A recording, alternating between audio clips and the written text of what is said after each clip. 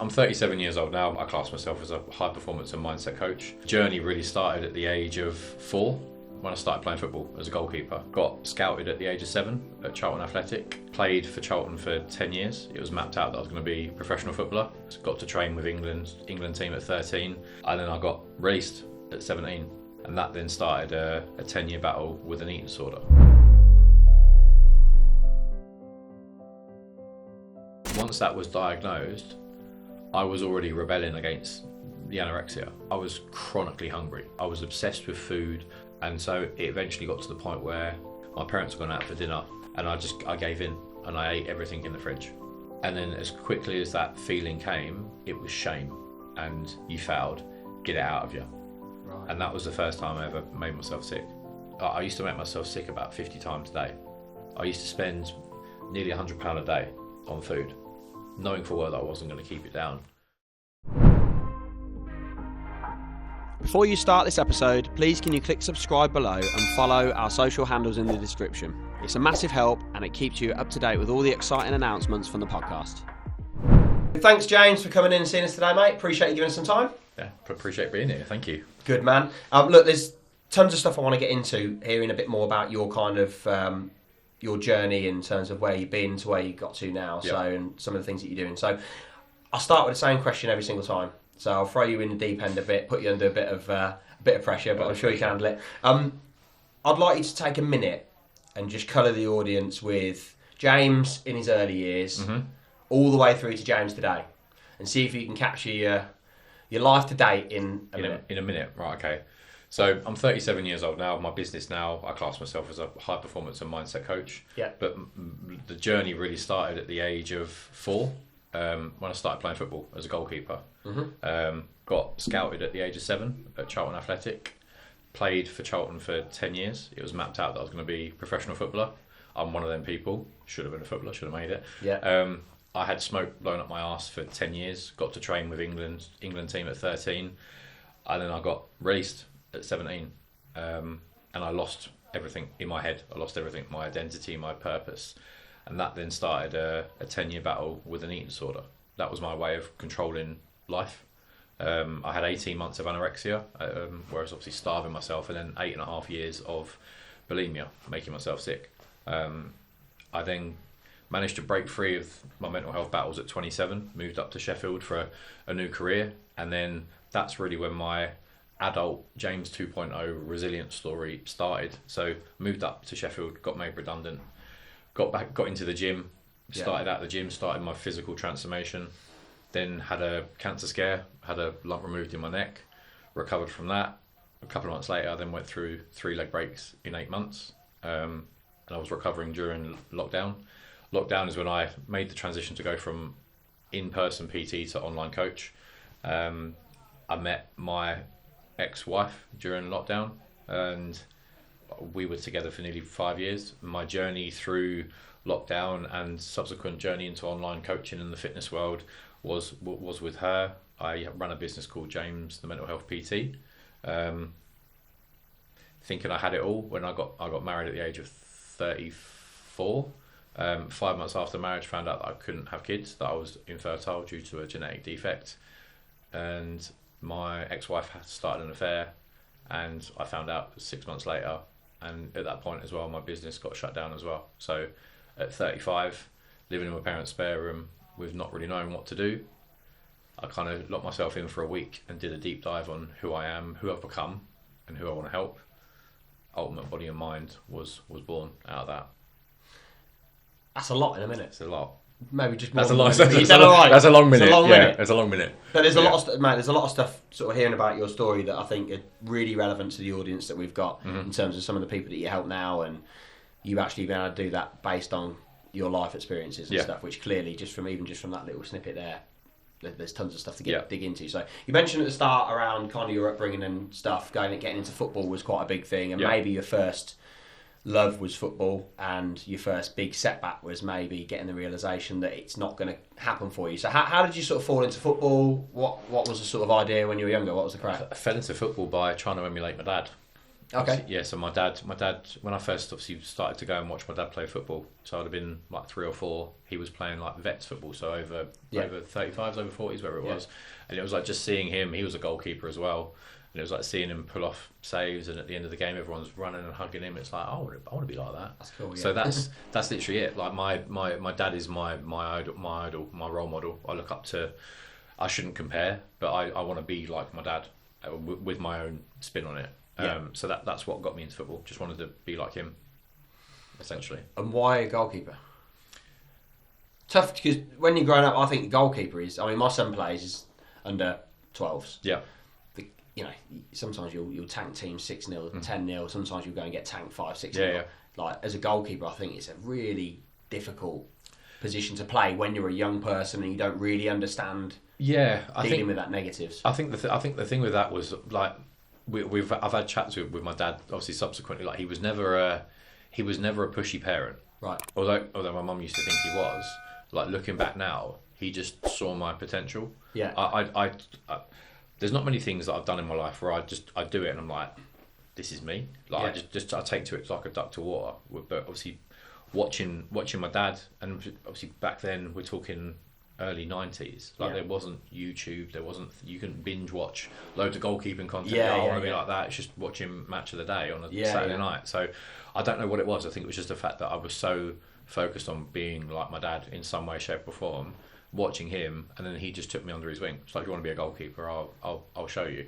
So it's like he used to teach me. He built a goal in the local field that we used to put like MDF. He made a wooden goal, which probably wouldn't have passed regulation. It doesn't matter now. But yeah, he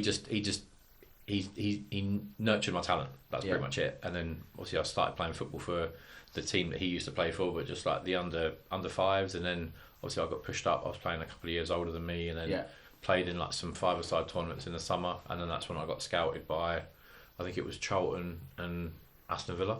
Yeah. And then obviously I lived in Kent at the time, so Charlton, it's not a big travel distance to go. So that was obviously where we decided to go. And then kind of that was then from the age of 7. That was my life. Like four times a week, travelling up to London, 3 times for training, and obviously then game days.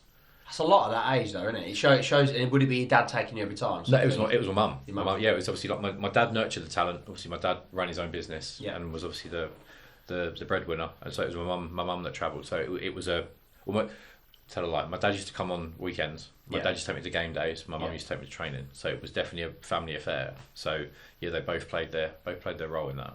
That's a lot of commitment though at that age, isn't it? Massive. Like when you're less than 10 years old, like quite a way away from kind of, because kids of that age do get scouted. Some people don't, but they do. You know, you can get touted and scouted to Leicester or Villa or whatever, or local team around here in Northampton. Like, they've had a look at him and blah blah blah. And it's kind of, that's quite common, I think. And then to be able to then commit at that age to thinking, okay, maybe he has got something. I'll support that. Yeah. 4 times a week. Yeah. Yeah. So it's like I think in hindsight, it probably wasn't until it all went to pot at 17 when I was obviously older, wiser, had a bit more like perspective for the world, that you realised how much. I think that's one of the things that crippled me mentally, was that they've invested all this time, money, effort, and there was nothing to show for it because I failed. That's what it was. It was I wasn't good enough, and I wasted like 10 years of their time, and for years I carried that burden in my head. But the realisation. Did you ever talk to him about that? Yeah, we had a really like big deep dive chat, probably like 6-7 years ago. Yeah, so quite late then. Yeah. Obviously, because everything. Obviously, I lost myself for 10 years. I got really bad. And obviously, so it was very much anything revolving the trauma response. It was taboo. Don't talk about it, because he won't want to know about it. And I didn't feel that I didn't want my parents to confirm what I'd already basically like preconceived in my brain. It doesn't matter what anybody else says. I know that I'm a failure. Were they aware that you were in that space? No, because they knew obviously that I was struggling mentally, and obviously eventually knew that obviously I had a eating disorder. But in terms of, I didn't open up to them. I switched myself off mentally from anyone and everyone about how I was feeling. So yeah. No, so you had a good relationship with your parents and a decent upbringing. Yeah, my upbringing was again, it wasn't until I went to grammar school at 11 that because I went to private school as a kid, so you have no awareness of if your peers and people around you are all doing the same things as you, all going on holidays. Mummy and Daddy get new cars every year. Yeah, it's like this is normal because I've got nothing to. There's no comparison. No, it wasn't until I went to grammar school when there was like all walks of like social classes, and it's like well, not everyone goes away a couple of times a year on holiday. And it was like really, and it was like even first day of grammar school, you had to write down where you'd been on holiday, and there were some people sitting there with a blank piece of paper, and I'm writing everywhere, everything that I've been, and it was like, why is that? And it was just like because my parents haven't got money. It was like, wow, like I always got what I wanted, like Christmas, birthday, Easter's, all them. I whatever I asked for, I got. Yeah. So yeah, it was like in that respect, it's like my upbringing was always happy. There was never. My parents are like best friends. They've known each other since they were. So you had a really solid. So you had a really solid, committed Yep. upbringing, but didn't feel you could talk about the issues that you were going through at that point. Why do you think that was? I think it was just the sheer amount of failure that I just held on my shoulders. Like it was my mum's mum and dad used to come because they lived in London, so they'd come to every training session during the week as well. So it was like a whole family thing, and it was like I've wasted your time. And really, when you think about it, you're not really understanding the world at that point. No. 17 years old, you've got a lot to learn. You've had no life experience in reality. Yeah, in the reality was I'm not mollycoddled, but I was in this little cocoon of luxury and safety, and I got what I wanted. So it was like that was my first real big rejection in life, and I didn't know how to deal with it, and it manifested itself how it did. So what actually? So that big rejection of that kind of football dream being over at 17 after all the commitment that everybody's put in, you've put in, all the hard yards, the miles, and everything, that was difficult to deal with. Can you remember when you found out what actually happened? Did you get a phone call? Did you get a... No. You know, what actually happened? We were all sitting... It was the end of a training session. Obviously, these things happened almost every year. It's like a signing on... Like we're going to carry... Yeah. But obviously, at this point, this was going to sign your professional contract. Okay. So it was like you were called in one-on-one. In like the boardroom at Charlton's training ground.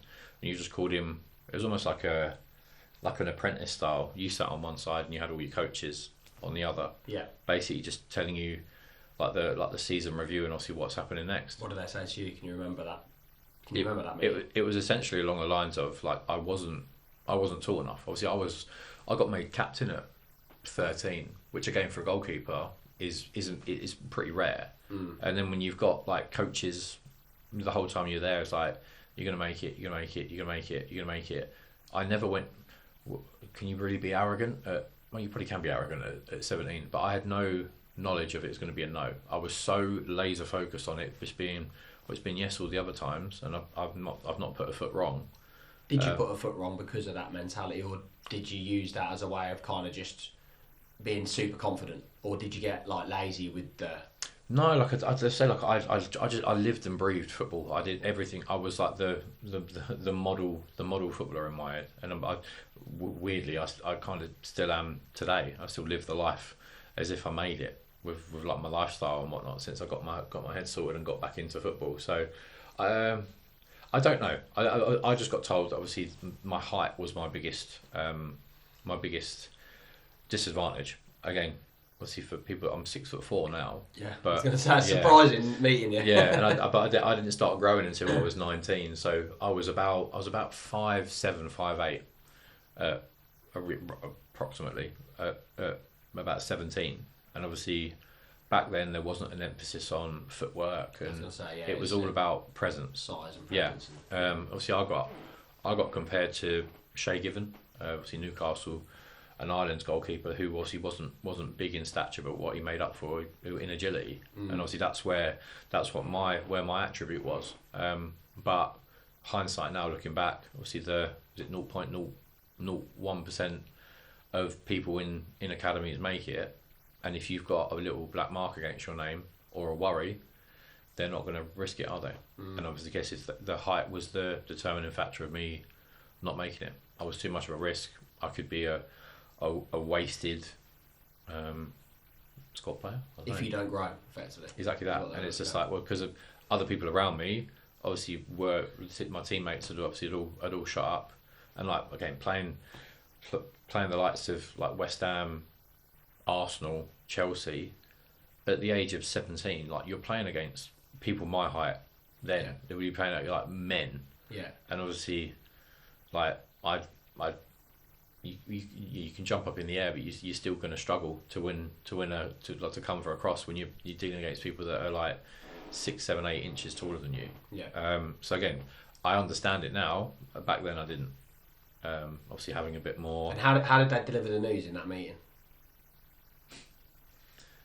Thank you for your time. Go back to what you know. Okay. And that was what you knew. That was a thing that rocked me, because it was just like, this is all I know. This is my whole life. Like we even had, like at my primary school, and then obviously at grammar school, we had. I used to get to leave school early to get to London in time, which was always a flex as a kid as well, to be Mr. Popular and that. And it was just like, this is my whole life has revolved around this. Being there, like Monday, Wednesday, Thursday, and then back on a Saturday for a match. Like I have known my whole upbringing has been this. Yeah. And I think from that moment it was more, I should have asked more questions. I should have said like, oh, not so much like, can you reconsider, but where can I go now?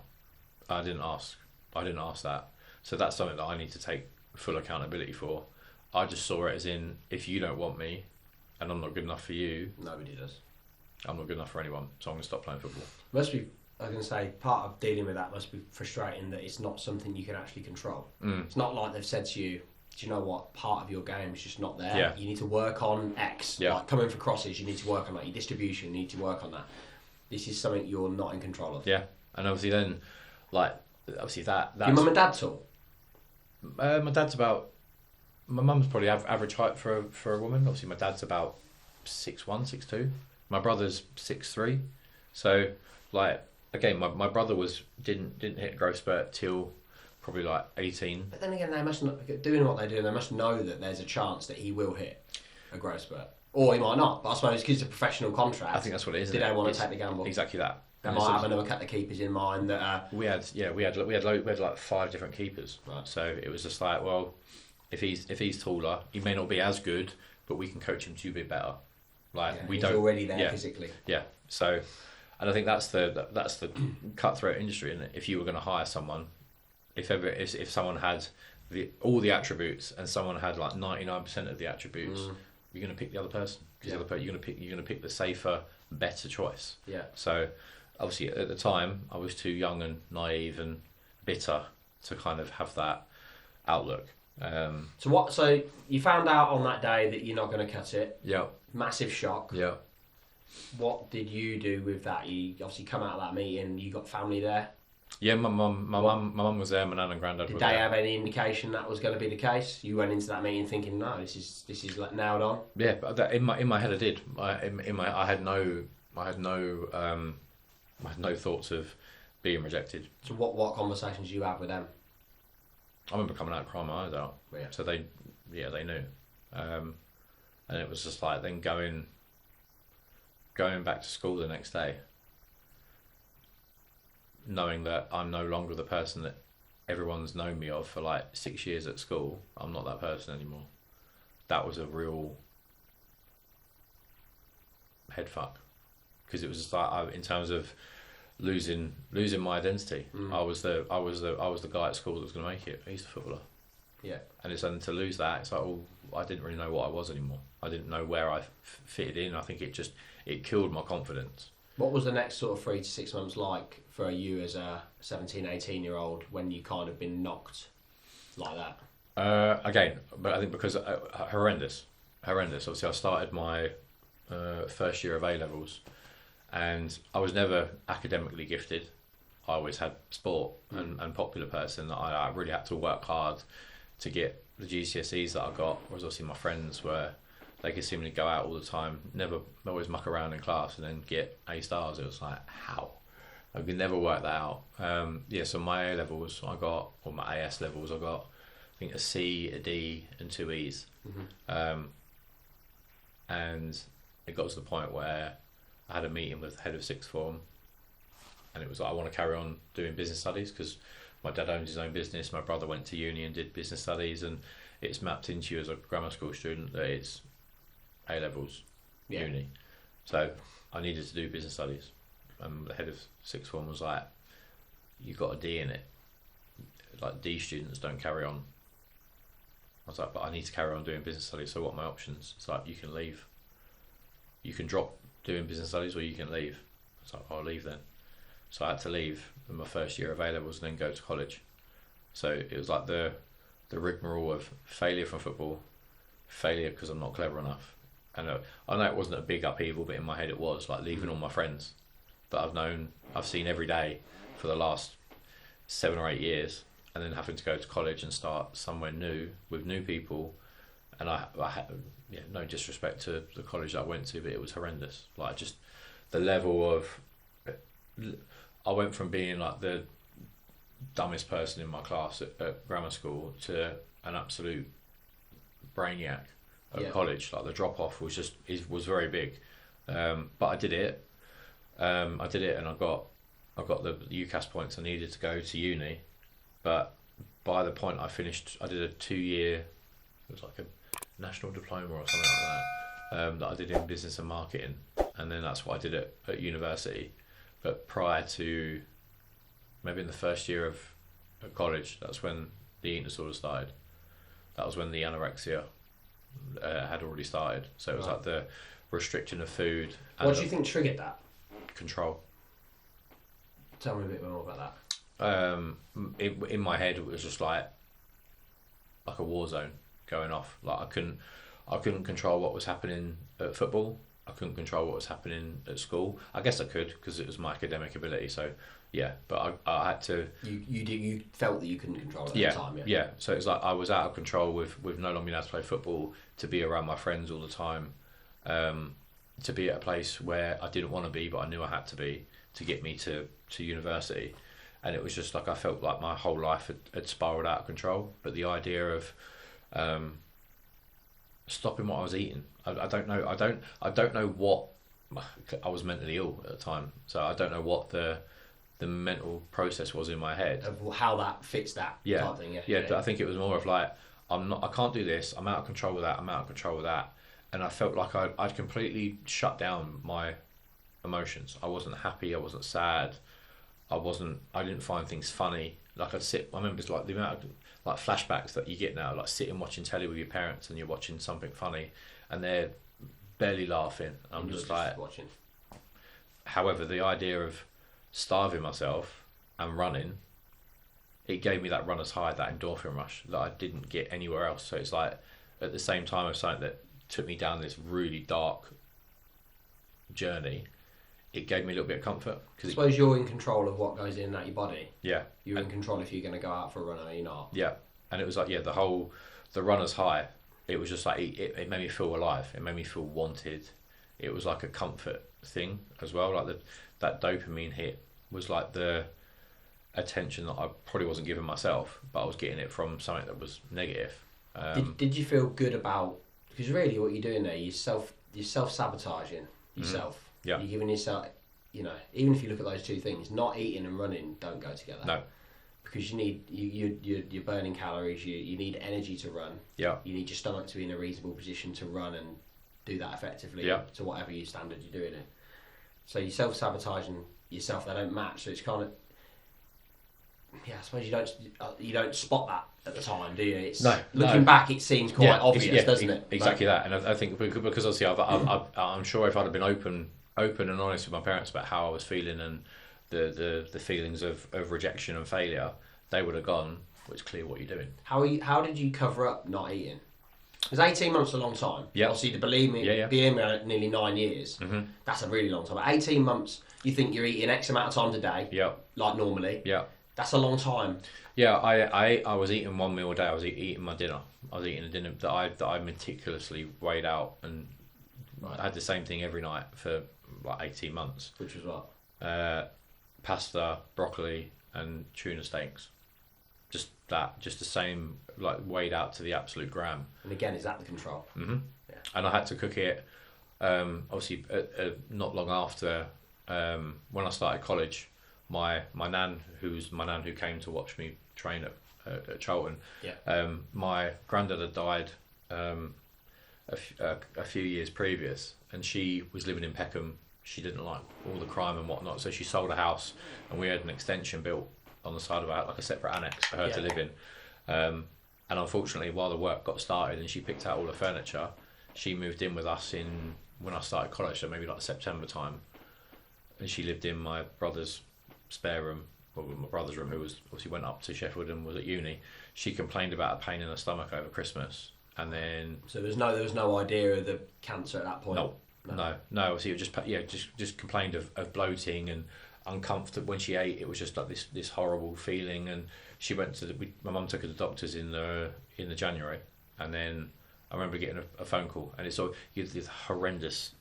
Like, I was sitting at college, my phone rung. It was like, Mum, like, leave it.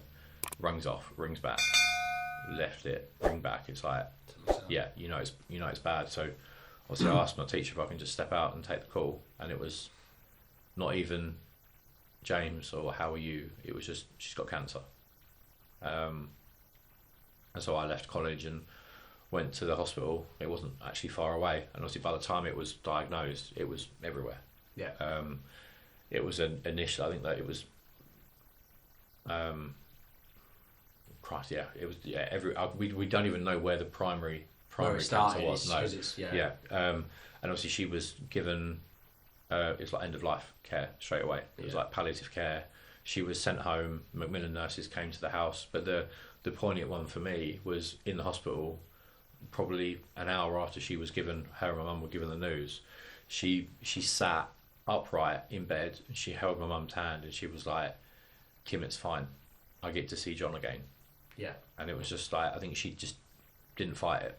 Yeah. And obviously when you give up, it just consumed her. Yeah. And I think that was watching her decline, and it wasn't even like weekly, it was daily. Like I'd go to college and I'd come back and she'd be even worse, and it was just I think she was just... Timeline wise, how does that fit in with like your eating problems at the time? How did that tie in? This all happened from being let go from Charlton to leaving school, starting college, and then my nan dying, about 18 months. So it's all linked. Yeah. So it's obviously, when people say like, what was the root cause? What's I was the like, trigger or whatever, pick one. Like, I think one just went into another, and then it was just like, I can't deal with this anymore. I don't care. I don't, like, what's the point? Like, everything was out of control, and it was just like I found weird comfort in anorexia. And obviously how it was masked, going back to the question, was obviously by the time the anorexia had taken a hold of me, I was about 19, and obviously I started to grow. So I naturally, not that I was fat anyway, but I naturally leaned out, which basically disguised the. So your parents probably were like, well, he's had a growth spurt, he's, Exactly that. Yeah, it's almost like he's become a bit of a. I was never a beanpole, as people call it, but I became like lanky. Yeah.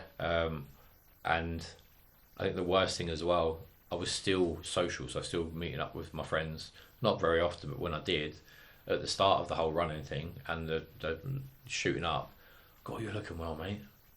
And it was obviously like a positive reinforcement for a negative thing. But they didn't know about it. No, so it's like they were like reinforcing it, but then obviously then it got to the point where you get to the top of that hill and then you start to go over and go down, and then the comments started to be like, well, you need a burger now, mate, you need a Mackey's, and then you've got the reverse side of that, which is like, well, it's just like I then started to pull away from my friends. So with that, how did the eating disorder transition to bulimia?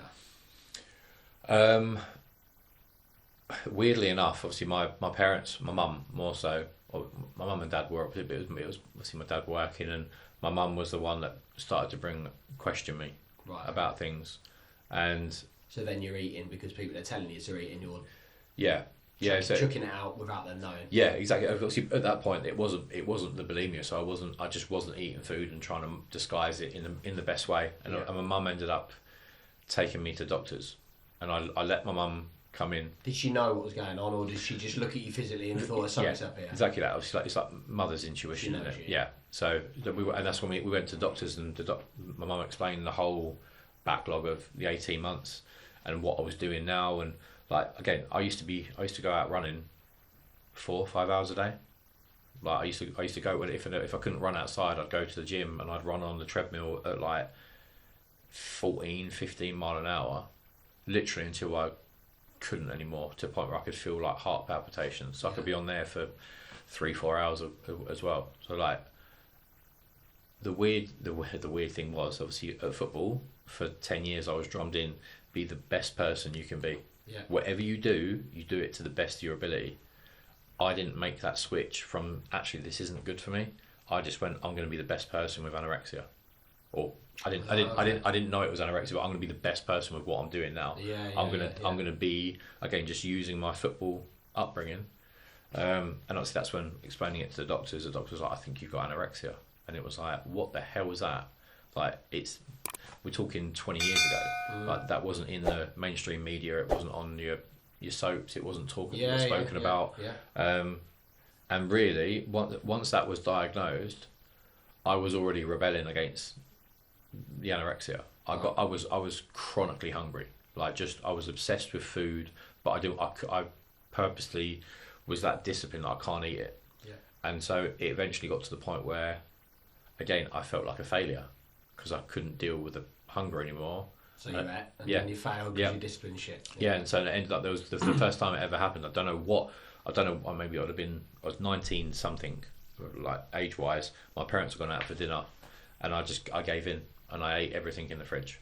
And as soon as I ate it, weirdly, and the best way I can describe it is that the runner's high, the endorphin rush, had started to wear off with the eating, because I was so ill. I was so underweight that there was no chemical reactions in my body anymore. Yeah. However, the idea of making myself, I would eat until I had a distended stomach. Right. And it was like I was eating, every time I ate, I was getting a hug. I felt comfort in being full. Yeah. And then as quickly as that feeling came, it was shame, and you failed, get it out of you. Right. And that was the first time I ever made myself sick. And then that was just like the making myself sick. It was like this, I'm getting a hug, but then I'm also getting the release of getting it out of me. Like the complete rewiring in my brain at the time was like so bad. See, I've never spoken to anybody that talks about it in that way. Because I think when you look at, from an outsider's looking in, and with no actual experience yourself of, even people in the family, like we've had people in the family that have struggled with eating, but you don't really get it until it's you. And hearing you think, talk about eating being like a hug, and then wanting to get it out straight away, it's like, I suppose when I think about it, you're doing it because of you mentioned you're doing it because of the control. Yeah.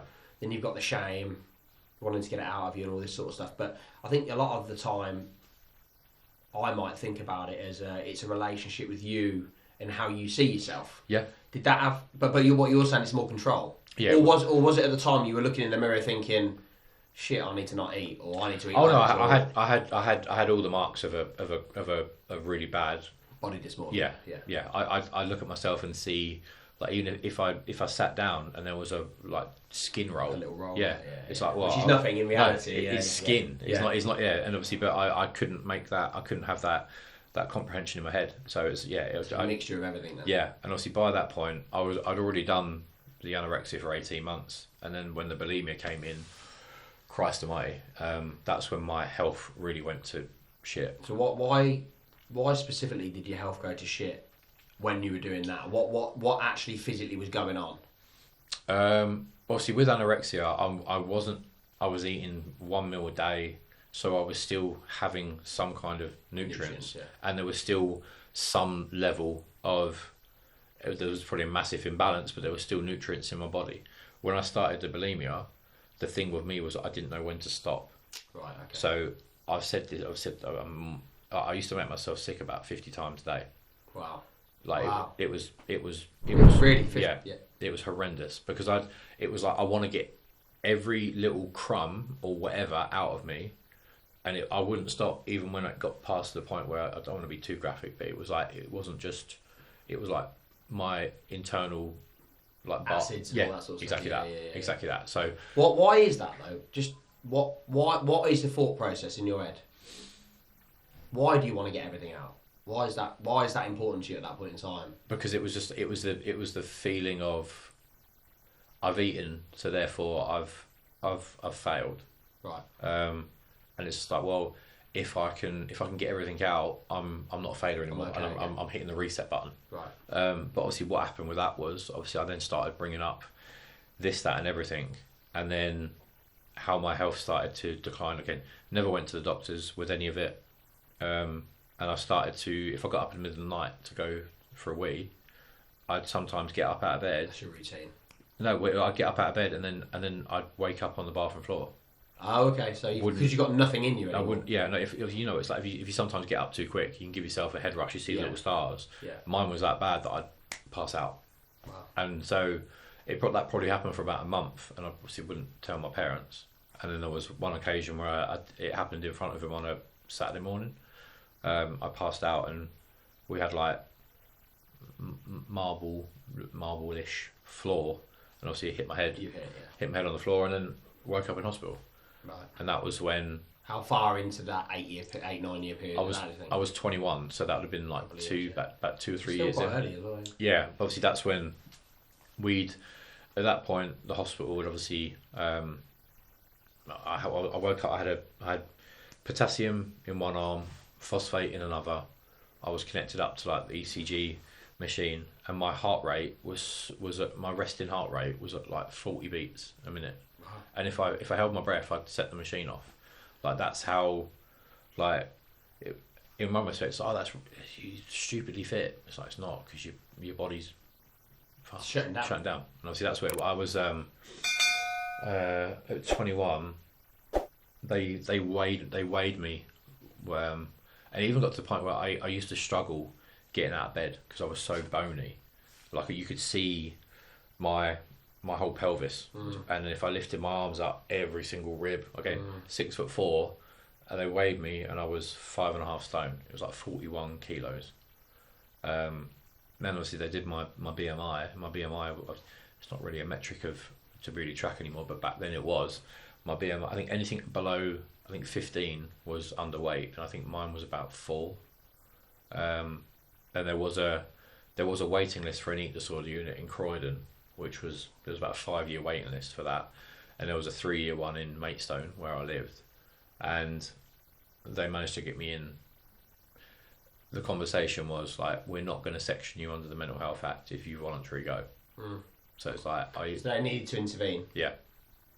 At that point as well, they'd obviously the tests that they'd done, my liver was failing, my kidneys were failing, and my parents had to sign a do not resuscitate form as well. I was in high risk of going into cardiac arrest, and if I did, they wouldn't have even attempted to revive me. So it was like, even then, my parents are in front of me, the doctors are telling me, my parents are signing it, stonewall. Just now, like it's never that I wanted to never be here. It was just I was just so wrapped up in this is me. This is why I lost my identity at football, and this has given me some form of identity. Did your parents at that point know what's going on? Yeah. Did they know why it was going on? I think they made their own. Yeah, I think it didn't take like a rocket scientist to understand. Obviously, I was the happy go lucky, cheeky chappy kid. For up until 17, and then it's really that version of him died. I became awful. I became a horrendous person. What do you think your lowest point of that journey was? Like, is there a point where you look at it and you're like, that is rock? Yeah. There's probably never. I'm glad I went through all this stuff. There's no regrets to anything that I've gone through, because I've managed to come out the other side, and it's made me who I am now. However, the one thing was stealing money off my mum and dad. Like, my mum and dad have provided everything for me, and I think the one thing that I don't feel that eating disorders are given as much importance. You think of eating disorders and you immediately think anorexia, you don't think bulimia. And bulimia is more. To me, it's the same as a drug addiction or a drink addiction. So you were stealing money to fund eating food to then throw it up? Yeah. So I had to leave university because of this. I think I would have, if I'd have carried on into my final year, I'd have died. I think there was too much stress, too much like trying to retain information when you're thinking is, what am I going to binge on tonight? What can I watch tonight on telly that's going to get me to feel like I'm eating but I'm not? And we worked it out that I got myself into about 60. It cost me about 60 grand. Wow. For 8 years. I used to spend nearly £100 a day on food, knowing full well that I wasn't going to keep it down. And it was like the whole thing in my head from like the anorexia days where I would label foods, good food, bad food, healthy food, unhealthy food. And it was like the healthy, there was like 5 things on it and everything else was unhealthy. The bulimia side of it allowed me to have all the unhealthy stuff. Because it's not... And I'm not keeping it down. Yeah. So I'd wake up in the morning and I'd want a sugar fix binge, or I'd want a savoury binge. So just to colour the picture a bit, what would be like a standard, like when you're in the headspace of I need to binge? Yeah. What would be your standard like few hours of binge? What would you be eating and drinking?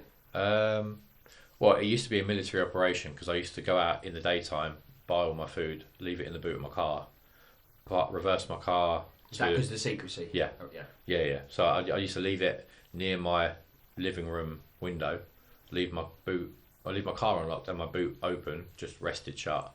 And then at night, my parents used to go to bed at 10 o'clock. So I'd have probably until 10:30, till about 6 o'clock in the morning to binge. So I used to climb out the window, put all the stuff in the car. It was like Mission Impossible every night.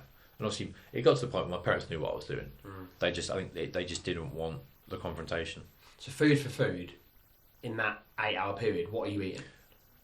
Pizza, chips, ice cream, like any types of like donuts, cakes, just all the things that I demonised in my head. And a lot of. Oh, yeah. Like we're not talking one pizza. We're talking like 10. And I'd eat like 2 pizzas at a time, and then I couldn't eat anymore, and then I'd go make myself sick. Come back, carry on eating, go make myself sick. I had a conversation with a friend that I used to go to school with about bulimia. Yeah. She had bulimia for a while, and she'd tell me some of the things she'd eaten, and I wouldn't believe it. You're tiny. Yeah. And maybe this is me being, this was years ago, a little bit naive. Yeah. I was trying to understand it. She's a nice girl, and she's like, "Yeah, I'll go." And cereal was her big one. She's like, "I'll go through nearly 30 bowls of cereal." I'm like, I eat like a horse most of the time. I'm known for it. Yeah. And it's like I could go and polish off like 4 or 5 bars of cereal if I want, and then I'm full. But I suppose I don't comprehend the whole you're not full because then you're going to stick it back up. But she'd be like, I'll go through packets and packets in a session. Yeah. I'd just look at it and be like, how the hell are you consuming that amount of food? Naively. Yeah. But it's obviously... I couldn't believe it. Well, I did believe her, but I didn't believe the numbers. Yeah, no, so like I said, it's like to spend like 80 to £100 a day, like you're putting in some... It's a lot of food. Yeah. And obviously I had student loans. Yeah. Obviously university every at the start of every year, like student union was full of all the banks. Oh, could you have our new student card? Like £2,000 overdraft straight away. And it was just like brilliant. So like rinse through that. Had credit cards, rinse through the credit cards. Remember the payday loans? There was a certain one in particular. I won't mention them, but I was probably their favourite client. Yeah. And it just went through a point of like I was robbing Peter to pay Paul, paying off whatever I had left on the credit card for a payday loan to get another payday loan. And obviously then it got, just like anything, the money dries up. My nan, when she died, she left my brother and I think 15 grand each. My brother used that to put a deposit down for a house or an apartment, and I used it to waste on food. And obviously when the money dried up and I still needed my fix, that's when I started to steal off my mum and dad. How did they find out? My dad used to leave cash in his bedside table, and obviously over time, it's like, well, I swear I had more. I swear I had more than that. And I think obviously they just like planted it. They put a certain amount in and monitored it. Yeah. But then after that, it was the confrontation. I can still see it now. The confrontation on their faces of just like, what are you doing? So they caught you out and then confronted you. Yeah, they caught me out and then they called me out on it. And it was just like... And how far along in the journey was that? This was far. This would have been like... about 25. Okay. So you're probably like 7 years into 9 or something. Yeah. And so it was obviously just it was the look on their faces. I think it was just like, we've given you everything and you're taking the piss. It was that. Was that a wake up call, or was that a chance to go further down the rabbit hole? It should have been a wake up call. I think it was like it was real unadulterated shame. And obviously I went into... I'd already been in an eating disorder unit. I went into an eating disorder unit for like 6 months, and like even that was the road to my recovery. At 24 was when I knew, coming out of the eating disorder unit, that I can't deal with this. Like, you know, the whole I'll stop Monday. I'll stop Monday. Just one last one. Yeah. Like that was my behaviour for years. I think coming out of the eating disorder unit, when you realise like I'm not actually in control of this anymore. And I think that's where the roots of my recovery started, very slowly. But obviously even then, even after that point, like anything that I deemed a rejection or a setback, that was my coping mechanism. Yeah. So back then, what support was available? There's a eating disorder charity called Beat, and they used to put support groups on. So my parents used to go to the parents one. Yeah. So they could speak to other parents. So they were clearly struggling with it from their side. Yeah, because they attribute it to them. Yeah, we've done something. Yeah. And also I used to go to the actual people that were struggling with the eating disorder. That was pretty much what all there was. And obviously, does that change now? Yeah, there is a lot more support. I think doctors are a lot more aware of where to signpost people. There are more, and I think even like in the age of technology, there's more support forums and whatnot. Which obviously, if people are stuck in home, at least they can get support like remotely. Then, because obviously that's the first step, isn't it? Like admitting it to yourself and then admitting it to someone behind a computer. They're not there. Obviously, sitting having a conversation like this would be... That's the shame piece, isn't it? Secrecy and stuff, I think that people wouldn't be able to do this straight off the bat because it's too much. Too much for a step. So, there was help. I think it got to the point where like there wasn't a lot of additional help like there is now. So I think my dad looked at all these alternative therapies. So I went to see hypnotists and I went to see like sports psychologists. That was the biggest help to me, was working with a sports psychologist, because I had therapists, and I'm not saying that therapy is bad. Therapy is just like, not being flippant, but like a hairdresser or a personal trainer. Like, what's the difference between the two? What, for a sports psychologist, they don't look at opening up Pandora's box and figuring out the exact moment in time that all your crap started. They focus on where you are now and who you want to be, and then where you want to get to, and trying to like rewire your mindset into, well, if you want to get to there, you can't do what you're doing now. So what are you going to do now to change? So it was very much like trying to focus on an action plan moving forward, rather than it was probably this exact moment that everything started. Trying to dig into what it was. Yeah. And obviously the therapy that I had within the eating disorder unit wasn't good for me, because all they were trying to do was almost like accusatory bring my family into it. Was there ever a certain person in the family? Pigeonhole it into something. But then again, to give them to give them a bit of leeway with that, was I was the only of the 10 years that I had the eating disorder, I was the only guy I ever interacted with, barring the dads of the daughters. Like, I couldn't be. What was it, all female? Yeah. Oh, okay. Yeah, so that I couldn't. I was only ever a day patient in the eating disorder unit. I couldn't be an inpatient because there were, I think, 11 girls on the ward, and you couldn't have mixed sexes. Is there a sex split on eating disorders?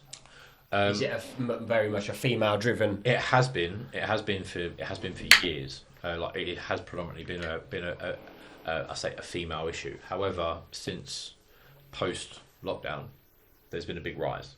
Or do you just think it's geezers actually open up about it now? And it's all again, it's one of them. I think there's theories to both. You think that there's more of a movement of speaking up about your problems. So maybe so, yeah, or maybe it's become a taboo thing for so long that the same amount of men have always had it. We just don't talk about it. Yeah.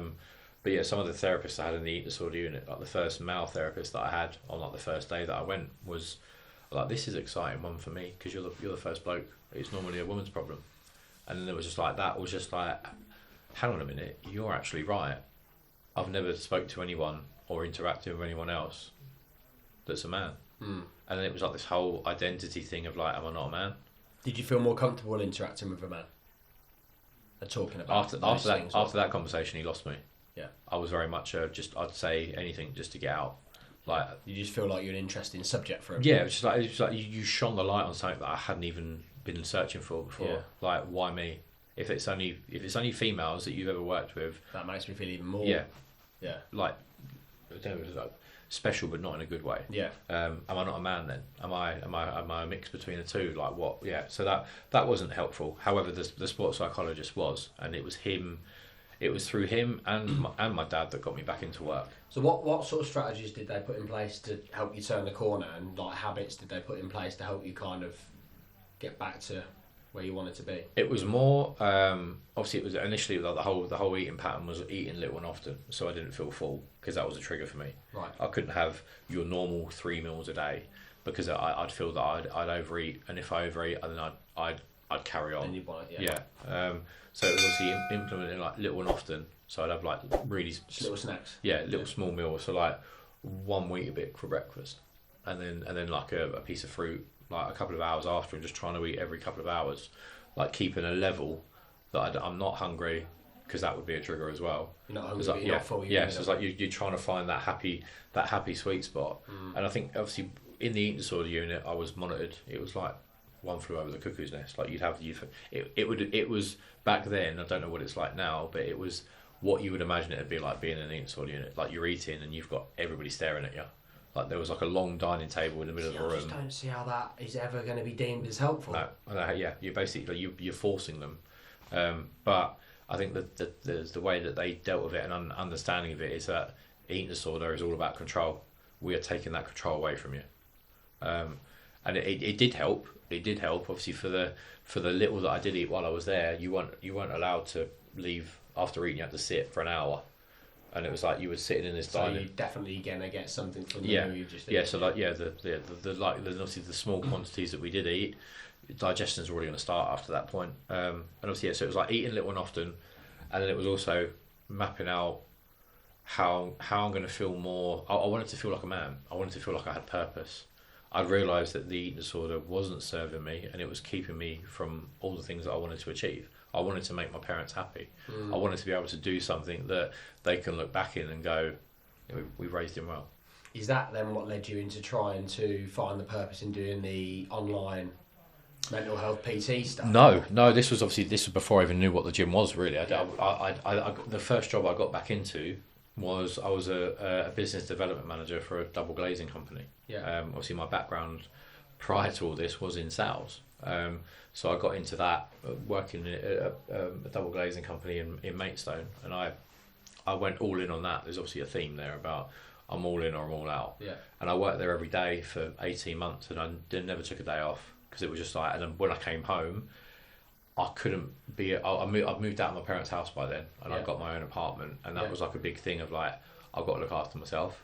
Like, was I perfect? No. Was I better? 100%. It was like, I get asked this question all the time about how did you deal with the eating disorder? What was that thing that made you stop? And unfortunately, there's not a miracle answer. It's no different. How I explain it is that someone that's quitting smoking and they wean themselves off. I won that day. I would win like 5 days out of the week. It's like a compounding win. Yeah, so I weaned myself off the bulimia. So I went from like 40 times a day to 30 to 20 and then like to 5, and then every other day, and then maybe once or twice a week. But then it was like this became my routine. This was my job. This was everything to me. And it's like when you then focus switch. Yeah, when you put in another reason to do other things, and you're filling yourself with other activities that are propelling you forward, that are far more positive. Suddenly you go, why was I doing that? Yeah. And that's it. That's all it was. Like I completely lost my purpose. I didn't have a why. I didn't know. My thing was just I don't have anything else. It was like Stockholm syndrome. Like, I've got this eating disorder, but if I get rid of it, I've got nothing, because I've got nothing else in my life. So you need to keep doing it. Yeah. Yeah. And obviously, but that's where the getting back into work was the catalyst. My boss made me take a week off, and I went up to Sheffield to see my brother, to spend a week with him. Obviously, my brother was away at university, and then obviously stayed up there, and obviously I ended up following suit. So he never come back. So luckily for us as a family, he didn't see any of this. He would obviously, whenever we came up and he'd see me, he'd see how ill I was, and I dread to think the conversations that my parents had with him. They probably mollycoddled it and sugarcoated it to a point, because obviously, why would you want to dump a whole load of trauma on my brother when he's 300 miles away? Can't do nothing about it. But I moved. Yeah, I went up there for a week, and then I got. He worked for a construction company or a project management company, and they were looking for a construction buyer. And my brother was like, obviously my brother was a director of the company by then, or a manager, whether it was senior manager or whatever it was. Eventually it was a director. He's like, bro, they've written you on paper here. He said, like, do you want me to see if you can get you an interview? I was like, no, like, I've come up for a week's holiday. Like, I'm not here. I've got a job. I'm fine. Yeah. He ended up, I went in, like, in trackies and a t-shirt, because I didn't have any smart clothes. Spoke about like my experience and the stuff that I had been through and what I wanted, and they offered me the job. And it was like, can I have some time to think about it? Like, yeah, sure. So it was, obviously it got to the point where I was 27, and it was like, it's one of them like seminal moments in my life. Like, I come to a massive fucking crossroads, as in, what am I going to do? And am I going to stay in my little bubble? Like, I live on my own, but my mum and dad are half an hour away. Or do I actually, if I'm really going to recover from this? Out, yeah. And that's what I did. I coined the phrase to my clients that I put my big boy pants on. Yeah. There are times when you've got to put your big boy pants on and just jump. And that's what I did. And really, it was the best decision I ever made. Because it was like cutting the apron strings from my parents, which really most people do a lot earlier in life than I did. And then, yeah, Sheffield really has been the making of me. I got made redundant from that job 6 months later. Right. And then I took myself on holiday, solo holiday, which again, big step, which I didn't even know. I didn't see that at the time, and it's not until you have a little bit of reflection time you go, that's actually a big thing. I would never have done that.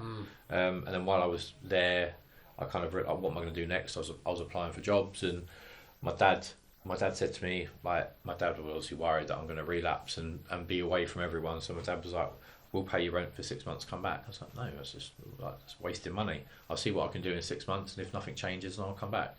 And then I got a job with the newspaper in Sheffield, and then I met a girl that was out of nowhere, and that became my life for 18 months. It's always 18 months. I was like, chapters. Yeah. I was with her for 18 months, and obviously after the 6 months, I moved in with her.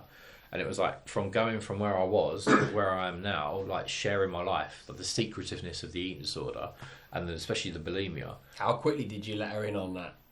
First date. Really? Just straight out? Ever since I moved up to Sheffield, it was like, it's not that I don't care, but how I've always seen this is in, if I'm getting better, I want to tell everyone. I want to stand on a soapbox and shout to the world what I did. Because if I ever step back, people are going to see it, and they're going to call me out. Was that a kind of way of preventing any type of a relapse? Because it's ultimate accountability, really, isn't it? It is. It's obviously like it's obviously learning about it now. It's almost some form of like public declaration. But I think also the point of it as well was I don't have the support from my parents, so the more people that I tell, less likely. They can kind of be like my support as well. Yeah. They can kind of call me out on it, which. So like she knew about that, and she didn't care. She just accepted me for me, and it was like, well, this is weird. Like 10, 11, 12 years of having no interactions. Like, I had a girlfriend at 17 at college, and then nothing until I'm 27, 28. Yeah. Like them, that span of time from 17 to 28. Let's be honest, is when most lads see the world. Yeah. And it's like, so I that whole life had passed me by, like the party boy lifestyle, the you wrapped up in eating disorder and failure and all that sort of stuff. Exactly that. So like I was a 28-year-old man, but I was still a 17-year-old boy. I had no life experience when it comes to sharing my life with someone. I just, let's do it. Like, okay, it makes sense. And she was therapy for me. I think I learned a lot about myself as a person, and a lot about other people, and ultimately that relationship went to pot, which I didn't see coming, because again, I think I was just I won't say a wet blanket. I think I was just a fool in love. Yeah. I didn't see any like red flags or anything, and I remember one day I saw the best in every situation. Yeah. And I thought this is it. This is my little life. Like her and her daughter. She had a 5-year-old daughter that like started to call me dad, and it was like, you know, this is worlds apart from where my life was a couple of years ago. And then I remember one day I was getting on the tram going to work, and she sent me a message like, James, I don't love you anymore. I'm going to stay at my dad's tonight. I want you to go. Oh, and that was after 5 years. No, that was after 18 months. About Probably about 2 years at a time. And I remember going into work, having to work with all that, and I didn't know what to do. So I stayed in a hotel for a week, and then my brother helped me pack up some stuff, and I stayed with my brother for a little bit, and that was what got me into the gym. I never got any closure. Just to refocus. Yeah, I never got any closure from that relationship. So I took my own closure, and it was just like, I'm not a man. She looks at me like I'm a boy. And I remember I went into the gym, and I broke down in the gym to the guy that owned the gym. He was like, "You're new here. Like, why are you here? What's your story?" And I told him it, and he weighed me, and I was 9.5 stone at the age of 28, at 6'4", and he was just like, "I'll introduce you to my son." My son, he's like 9 years younger than me. He's like, if you want to train and you want to change yourself, stay with him and you'll be good. And it was like, okay. So I did. I literally lived and breathed the gym. And I remember a conversation with my dad that I'm going to quit my job. I'm going to quit my job, and I'm going to go all in on this for the next year. And it was like, you're fucking crazy. And it was like, I know I am. But I genuinely feel like I need this. Like mentally, I've recovered. Physically, I haven't. Physically, I'm a shell. I'm a shell of a man. I wouldn't even like to call myself a man. I was like, I'm going to commit to this. Just trust me, please. And that's when, in 18 months, I put on 5.5 stone. Wow. Tracked my journey on Instagram. And that's where the followers kind of blew up out of nowhere. And that's how I got into the fitness world and became a PT off the back of it. And that was February 2019 is when I became qualified PT. Quick word from one of our sponsors, Guru Technology. Simply put, they're the highest Google-rated company in their industry. A very different service and a very different set of products covering business-to-business mobiles, phone systems, energy, renewables and EV, security, CCTV, alarms, AMPR, broadband and IT. They specialise in dealing with companies who are receiving really poor service and spending a lot of money currently with their supplier.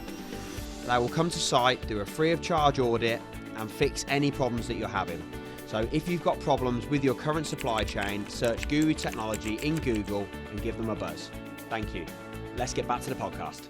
Started to do that, and then I started to get into the strange chapter of my life was the modelling and acting world. I got to go on telly, and I went on like Celebs Go Dating and all that. It was everything that I needed, and none of it. Who did you go on a date with? I was at a mixer, like a big event. So we were talking to Kerry Katona about going on a date with Chelsea Healy. I think she was in Hollyoaks at the time. Yeah. And it was just crazy. It's a crazy experience. I think it's nothing I saw coming, but it was everything I needed, because I needed. Do you think that was just a stepping stone, confidence? Yeah, it was a confidence booster. Exactly that. It was the attention. Yeah. Like I didn't realise how much attention was actually good for you. Like, don't get me wrong, and I'll hold myself completely accountable. I became, for a certain period of time, what most people think PTs are.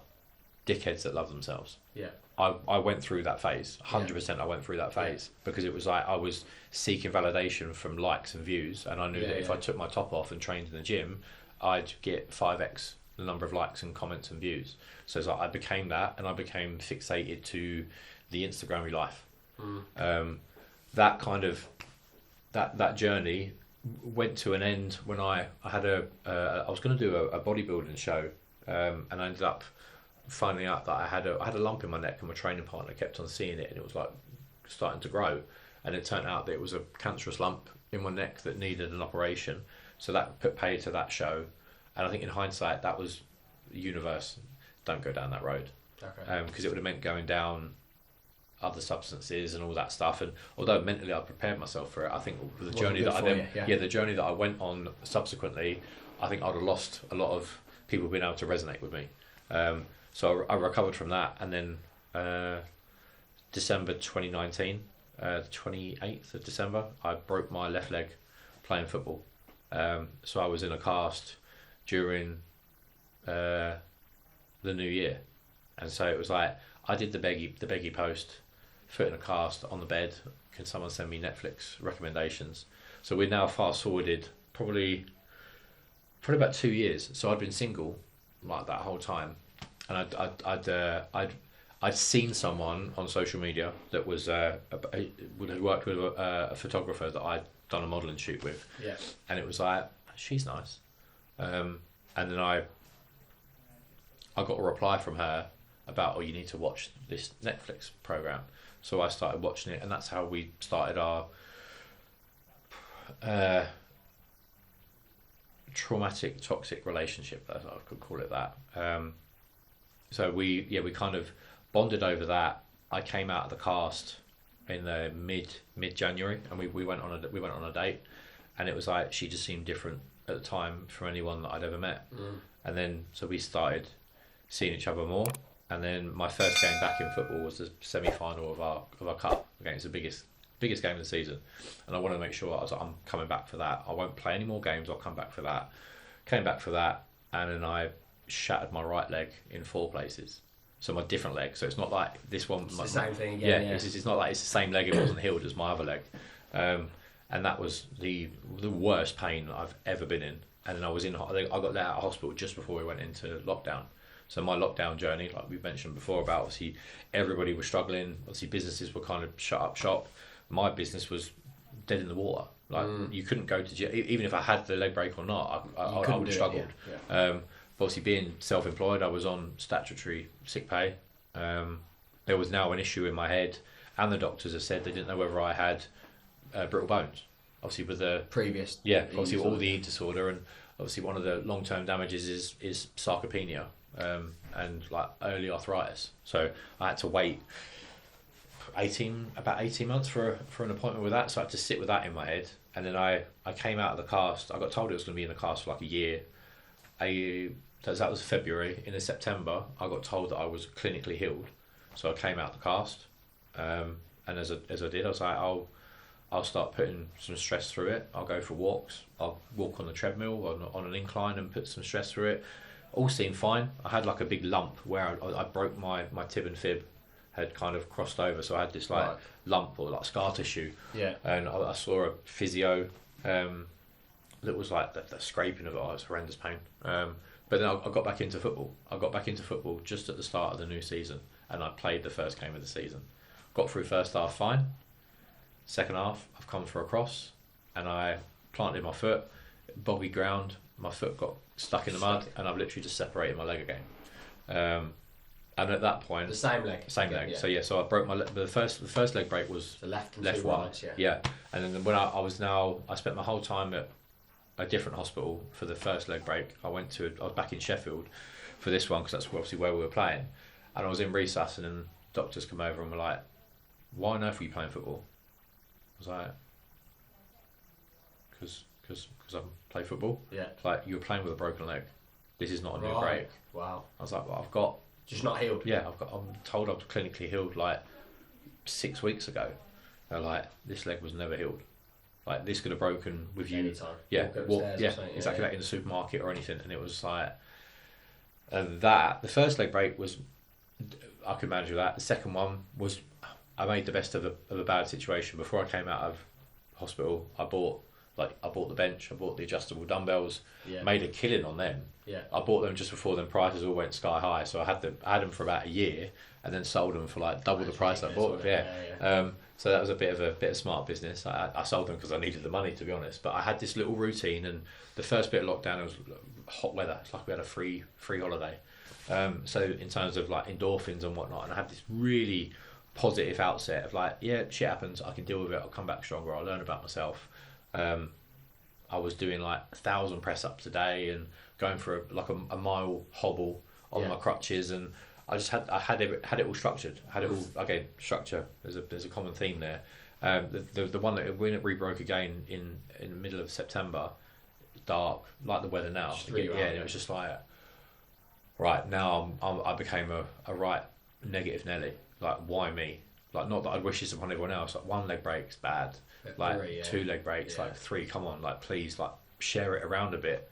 And obviously, I'd not worked for. I didn't work for like 18 months, and I was living on statutory sick pay, which was like a couple of £100 a month, when my outgoings were like £1,200 a month.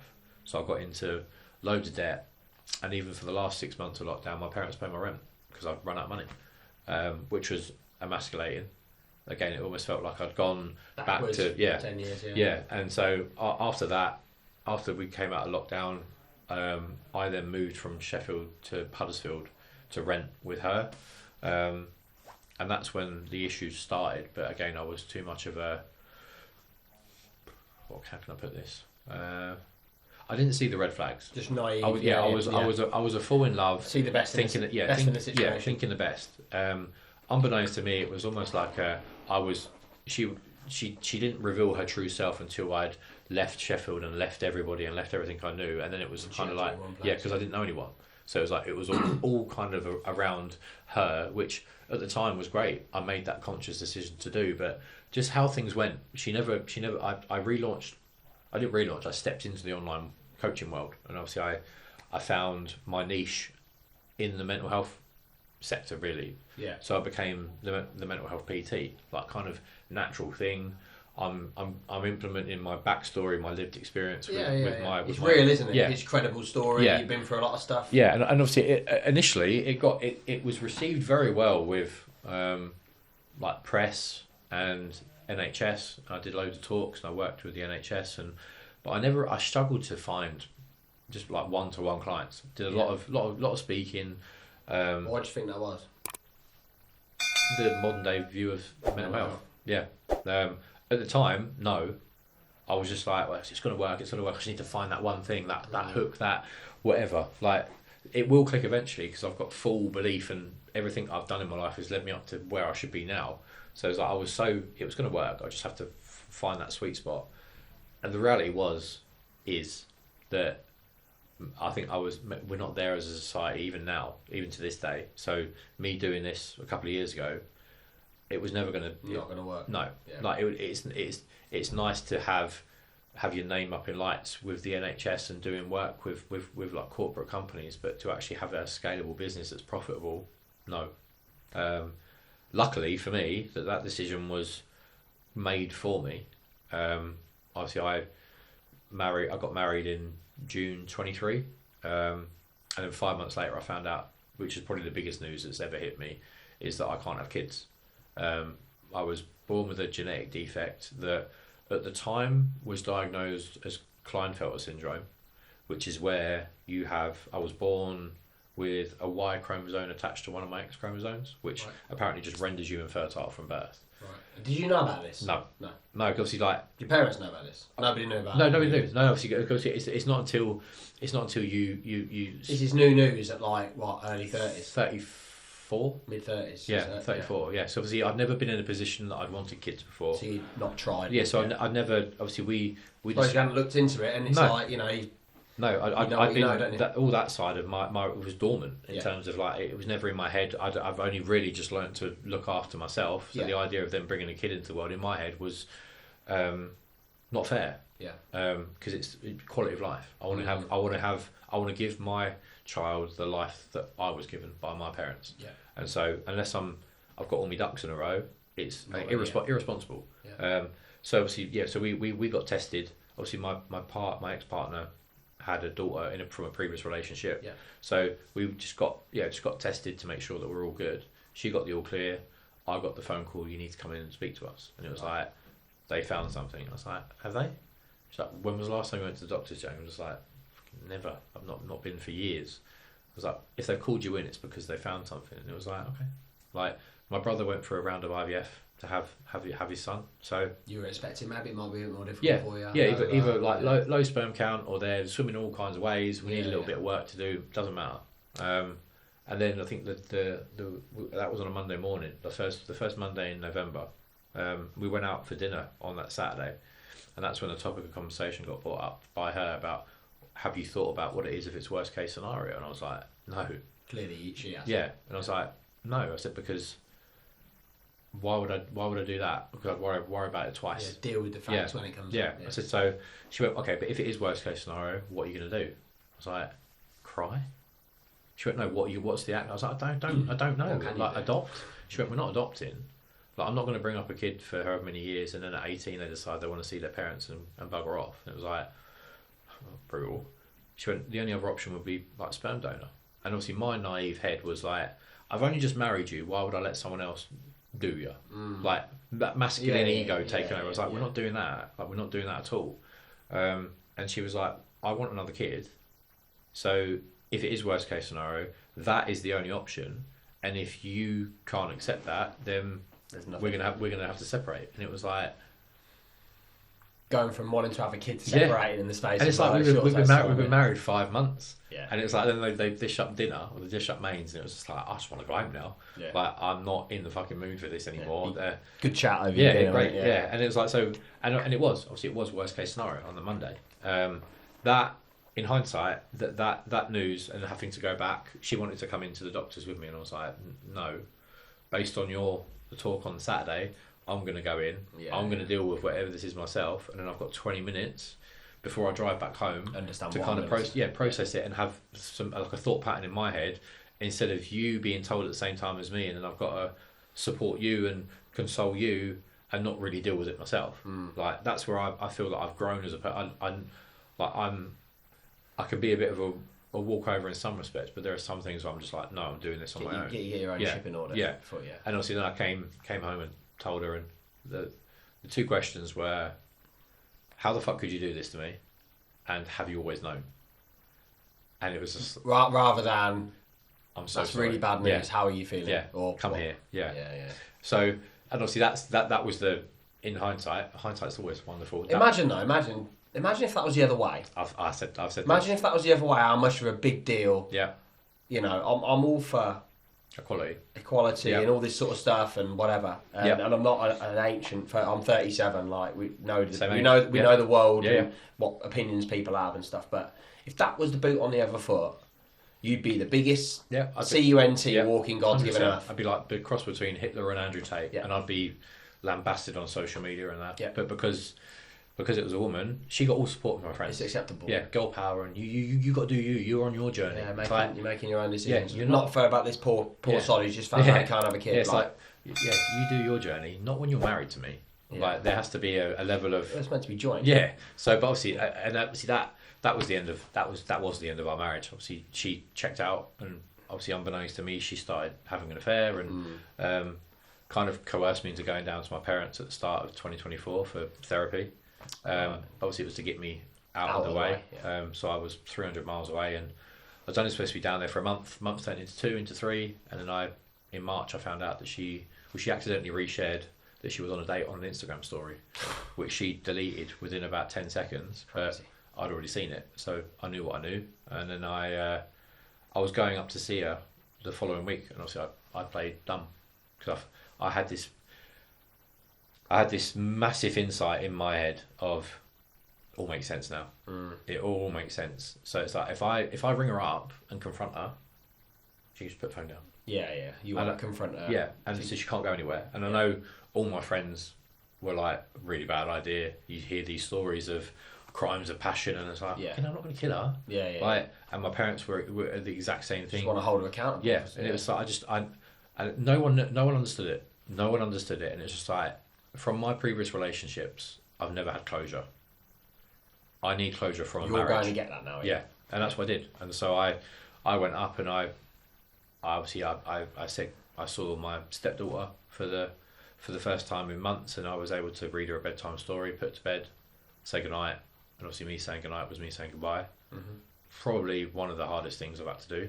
Yeah. And then coming down and trying to eat dinner as a happy family with her mum there as well, and obviously it was a bit awkward. Yeah. To try and bring that conversation up, and the one thing that I did do, which again, it can be seen in both ways. I get it, like, and I'm sure, not that it's ever. I've never actually said this before on a exclusive. I recorded the conversation. I thought, obviously, this is the end. Our marriage is done.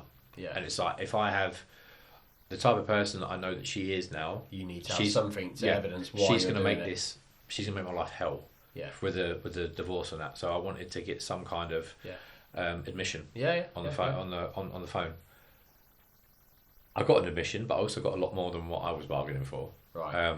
I got a complete and utter character assassination of myself as a man, and what I did, and who I am, and what I've become, and all this. That it was just that you don't ever call yourself a man because you're a boy. You have one job, to have a kid, and you can't even do that. You live like in your parents' coattails. You constantly speak to them. They're your support. Like you speak to them all the time. What you do as your job is a joke. Mental health PT. Like, no one ever takes you seriously. No one that I know takes you seriously. Like, on our bottomless brunches, we bring up your Instagram and the things you talk about, and we laugh. We laugh behind your back. Like, mental health for men. This is meant to be your wife. Yeah. And then obviously it's like the topic of comment. I asked all the questions that a bloke would ask when you know that you're... She sounds like the type of person, let's say, for example, throw a curveball out there, you did something about that. Mm-hmm. You had a lot of negatives, a lot of criticism. And let's say, for example, and I'm saying this because one of my friends recently took his own life out of nowhere. Yeah. And that happens a lot with men in the UK at the moment, increasing stat. Yeah. Let's say you did that. She sounds like she'd be the same person that would be crying a river. Losing the best person I've ever had, future together, X, Y, and Z. Like, that type of individual that is manipulating every situation to mean that she is the one that's not wrong. I think she probably would have played that. However, she lost her best friend because of this. Her best friend took my side. Right. Okay. Well, maybe not my side, but what you've done is unforgivable, and the person that you've become subsequently, because she didn't tell her best friend what she was doing. She kept this all to herself. Right. Okay. And then her best friend helped me through. She helped me through the closure of it. So her friend shared private conversations from November. So for the moment we found out about the infertility, was sharing conversations. Yeah. And so there was a conversation about, with what you've done to James, and all these things that we see in the news about men and men's mental health and everything James was doing with the mental health stuff. How do you know that what you're doing isn't contributing to that? Yeah. I wouldn't care if he did it. And it was just like... But bear in mind, like, when you actually look at the facts, unless there's something else sitting there that we don't know about, I'm sure there isn't, but let's say there isn't. Like, you've not, like, cheated on her. Nope. You've not put her into a position where she should hate you. You've gone and found out some news that no one would want to find out, that isn't your fault. Yeah. And you've had a complete character assassination. Yeah. Because of that. Yeah. And there's plenty of people out there that speak to their parents regularly. Doesn't mean they're not men. Yeah. You know, like my partner, he's on the phone to her mum 3-4 times a day. Yeah. But that says they've got a good relationship. Yeah. She's an independent person. Yeah. She does what she wants when she wants. And actually, she probably helps people more than gets help herself. Yeah. But she speaks to her family a lot. I don't speak to my mum and dad as much as what she does on the phone. Yeah. A few texts here and there or whatever. But like everyone operates in the way they operate. Yeah. So that's not a negative. No. In my book. Like, No, I think the thing was that even at, like, I think, and actually your parents are probably going to want to speak to you more as well, given your history. yeah, 100%, and I think that's, and I'm aware of that as well. So I want to share with them the good and the bad. That you're doing okay. Yeah, and yeah. So, yeah. So I think the thing with me was that I'd already kind of not stepped away emotionally, because there was still feelings there, but that whole day, I don't think I've ever felt so like stoic. Yeah. Like I was just, I know what you're doing. I know exactly what you're doing. Exactly what was going on. You were saying everything to justify your behaviour. You're painting me out to be this person. So what you've done dilutes your actual responsibility. Yeah. You're playing a narrative to support what you've been doing. Yeah, and it was just obviously I asked her all the questions that a bloke would ask if you found out that your ex-wife was cheating about why him. Yeah. What's it about him? And I got full straight up answers. Bigger, better connection. He's just a better man. And it was just like, did you use that information to try and, is that why you do this stuff? Is that part of the reason why you're doing what you're doing today? yeah, I think it is. I think obviously I obviously after that was the last time we saw each other. And obviously I then found out that obviously my business, the mental health business, was shut down as well. So within the space of 8 days, I'd gone from, You're on rock bottom again. I already knew that the marriage was in trouble. It didn't take a rocket scientist. I didn't know how bad, and I didn't know if it was repairable. But at least I thought in my head, I'll try everything. She's going to try everything. So Well, be something, yeah, it could be something that's salvageable. A lot of work to do, but absolutely fine. Like I was speaking to a therapist, and I was speaking to a fertility expert as well, to get my whole head around the idea of, the start of it was obviously to get my head around the sperm donor. But then towards the end of the therapy, when I realised that how bad the relationship had actually got, and it was pretty much out of my control, I was then using him as a way of, well, okay, I still need to deal with this for the future. Because otherwise I'm gonna hit the same wall. Roadblock. So it was like, okay, let's just carry on and let me just deal with this. So I've got this in my locker now, moving forward with the right person. That's the avenue that we're clearly going to go down. If it is the case that I am infertile. So I think at the age of, it was like the whole story was like at 35 in my parents' spare room with no money, no family, second family, and no job, no career, and it was just, what the hell am I going to do? Obviously my parents live in Hive, which is right by the coast, so in terms of a place to actually have a bit of it's the best place to have mental clarity, to go walk along the beach first thing in the morning and kind of deal with all the crap that's in your head, but process it in a way that's going to help you propel yourself forward. I've had as we know, I've had lots of setbacks, but I've never stopped. I've always, like, I may not be as successful as that person, but they haven't had the potential wishes that I have, and it's not about comparing. It's about, like, I will get there. I'll just get there a little bit later than other people, a bit late to the party, but I'll always arrive, and I'll come with my own little bit of baggage to come with it. And it was just like, what am I going to do now moving forward? How can I use this as a positive? Well, the positive was, I'm out of that relationship. I think I could well have become a statistic over time, because I think if that wasn't the catalyst, it could have been, imagine if we'd have had a kid through the sperm donor, and then I'd have been liable for that child for the rest of my life, or the rest of their life, having to support someone that doesn't give a crap about me. And like, so the mental strain, the emotional, the physical, the financial strain would have been way worse, because there would have been a child there which, looking at it, like, biologically wouldn't be mine. She probably wouldn't let you see the kid anyway. Yeah, and I think it's that system as well, from experience, is massively stacked against the guy. 100%. Absolutely stacked against the guy. But then also, like, being honest, would I resent the kid? Like, I've had all this for her, for the sake of our family, and it opened up a whole. It was like, I suppose there's no point in going down that road because it didn't happen, but certainly complicated. It was the way that I processed it, as in, like, yes, this whole situation is awful. It could have been way worse. Could have been a lot more complex. Could have been way worse. And it's like, so it was knowing. Luckily, we never had to deal with any real big trauma in our relationship. that was the biggest trauma that we went through, and probably what would be the worst what any couple would have to go through. And based on that, I got the real person, and I got the real toxic person. And obviously I was able to she made the decision for me, but then I was able to kind of have clarity, and it was well, that's the positive. The positive is I would have still been trying to make the mental health business work, probably burning myself out, pushing something uphill which I couldn't do on my own, and doing it for someone that never supported me. So my life would have been infinitely worse, infinitely more of a struggle. But obviously then it was like trying to work out, who am I now, where am I going to go, where am I going to live, what am I going to do, how am I going to rebuild myself. And it was obviously just mapping it all out, mapping all my trauma, all my life experience, my qualifications, my interests, my hobbies, and it just clicked in terms of, well, I believe, maybe not from a business sense, because I've never had the business riches yet, but from a personal experience, I feel like I've mastered the art of resilience and being able to adapt to situations.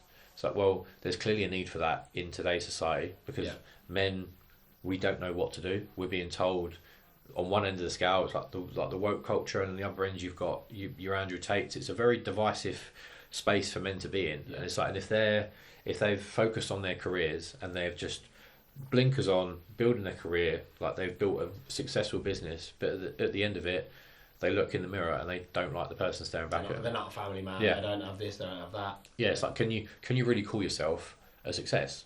You got success on paper, but there's what is success really? Well, exactly that. It's like to have money, to have like financial freedom. That's one element, but you also have to have like companionship and love, happiness. Yeah, and it's like, so you have one pillar, so you can say, yeah, that's ticked off, but the rest of it, you can't even look at yourself in the mirror, mate. Like, you're not a success. And like people that are successful and they're overweight, and it's like, well, if you don't you're building a successful empire to die early. Like, that's not successful. It's just like, okay, what, right? Well, it's more. I want to work with high achievers, high performers, and it's more mindset. Like the whole idea of like, you can't out-train a bad diet. Yeah, makes sense. You also can't out-train a shit mindset, because you won't stick to anything. It will be, how many people do you know that do stuff for a week? New year, new me. Everybody. Yeah, and within a week, everyone sacks it off. You know it, because it's coming. It's coming, isn't it? And it's like the psychological damage that does to that person's mindset. As in, I'll start, but I'm going to fail. I'll start, but I fail. Like you build, the reason why you lose respect is because you don't have any trust within yourself. You may do what you say within business, but you don't do what you say within your like physical life, or your home life, or yeah. And obviously that's where it's like, oh, that's where my expertise can come in. Like, am I qualified as a mindset coach? You have mindset qualifications. I don't know. Does that exist? Exactly. It's just like, is it going to be some fluff? But would you rather just that? Would you rather have a certificate, or would you rather have real life experience? And exactly that. And I think that's whereby I looked at the like, I've got the attributes, I've got the qualifications from the physical, the nutrition point of view. My lived experience is that's my gift. And it's like, if I wasn't, maybe I wasn't meant to be here to have kids. Maybe I was here to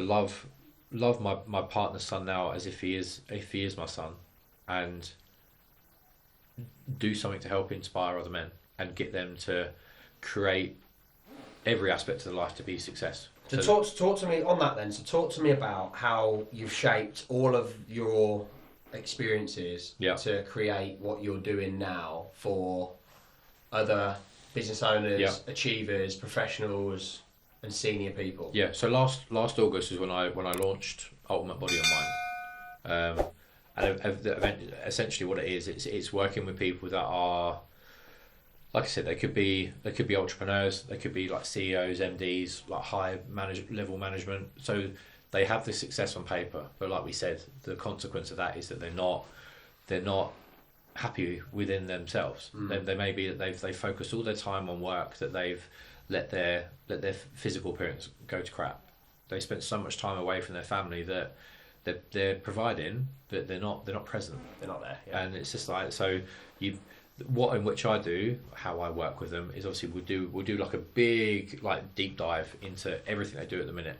And obviously I work on numerous pillars. Training, which is usually the first thing that comes, because the training is the is that it has the quickest return. If you can stick to something for like a few weeks, and whether you're running or you're in the gym, you will start to see and feel better. And then that's the snowball effect of, if you start to feel better, look better, you'll feel better within yourself, and it's like, okay, I've caught this now. Yeah. And then you look at, well, what else can I do? Well, you can improve your nutrition, you can improve your supplementation, you can improve like your nutrition timing on everything, and then it will also improve your mindset. And a lot of the guys that I work with now, they have a lot of limiting beliefs that go back from years ago, that they always want to be. Everyone has their version of what the ultimate them is. So your belief in what that ultimate mindset is. Yeah. So yeah, everyone will have an idea of what their ultimate person is, and essentially I help them facilitate that change. So it's breaking the limiting beliefs that they've had, that I can't run a business and I can't be in shape. I can't do that, so I can either have one or the other. And I know that I need to have this for my family. And it's just like, what makes you think that? Well, I've tried other things in the past. But what have you tried? Have you tried things that are actually helping you, or are you jumping on a fad? Yeah, exactly that. So it's like you do a deep dive into their current structure, and on average there's usually between like 6 and 10 hours where you can claw back time. And it's like, if you've got 6 to 10 hours extra in your week, you can optimize your life fantastically. Like, and obviously depending on where you're at from a financial point of view, the nutrition side can be taken away by have a meal prep company. Take all the hassle out, save you time. You can just come in and warm it up, and you've got everything you need for the day there to eat. So you're going to save time with that. The training, it can be split up in your morning routine. Get up early, go for a walk. Just a walk. If you're not doing it now, go for a walk. Sets you up for the day, gives you like mental clarity, kind of gives you a little bit of you time to have a bit of, you can like prioritise what's needed for the day.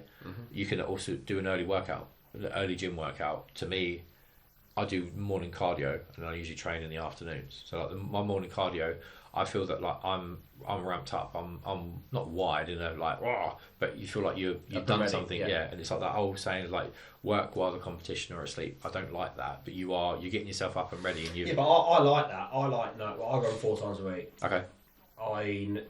I run on a Monday morning. I'll get up at 5:10. Yeah. I'll be out running just before. I know it sounds pathetic, but I want to make sure that when my Strava little notch goes on, that it's 5 something. Yeah. AM. Yeah. Not 6 or 7. Yeah. But then I'm up, I'm back, I walk the dog, I get back in, and if I can do that and nobody else is awake in my house, that's big tick. Because I'm like, I haven't interrupted anybody, I've not spoiled anyone's routine. Yeah. I've done something difficult in whatever the weather is. I've gone out and done it, and everybody else is still not even started their Monday. Exactly. And that makes me feel good. I feel like I'm ahead already. Yep. And that's it. And this is the whole point of like is building them habits. It's obviously like show me the life you want, or show me your life, and I'll tell you how. Because successful people in business have that DNA there because they're doing it now, and that's why I want to work with them. How can you shape that in the other areas? Exactly that. It's like you've already applied it to there. We just need to craft that. We need to shift that mindset that you've got into the things that you may have tried. That wouldn't have worked because you're doing things like suboptimally, and it's not the right version for you. Everybody's different. Everyone has a different schedule, and it means that some people have to work out first thing in the morning or later in the day or whatever. Like everybody's unique, and obviously it's about finding that structure that works for you.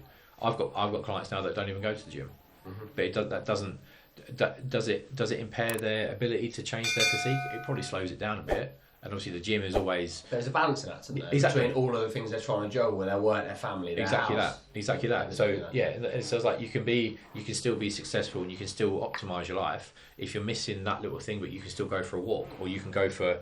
I can't go for an hour walk. I'm not asking you to go for an hour walk. Go for a 20-minute walk in the morning and break up your day. Put it in your calendar.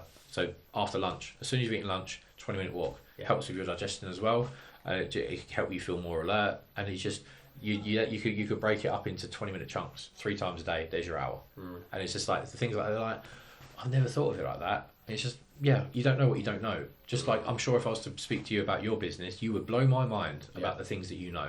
It's just that this is what I'm good at, and obviously that's where like I've invested in mentors and business coaches because I know that if I don't know how to do it, I'll pay someone to help me to do it. I'm just the same. If you want to be able to optimize your life, this is what I can do. I've got a question for you. Yep. What's your opinion on work-life balance?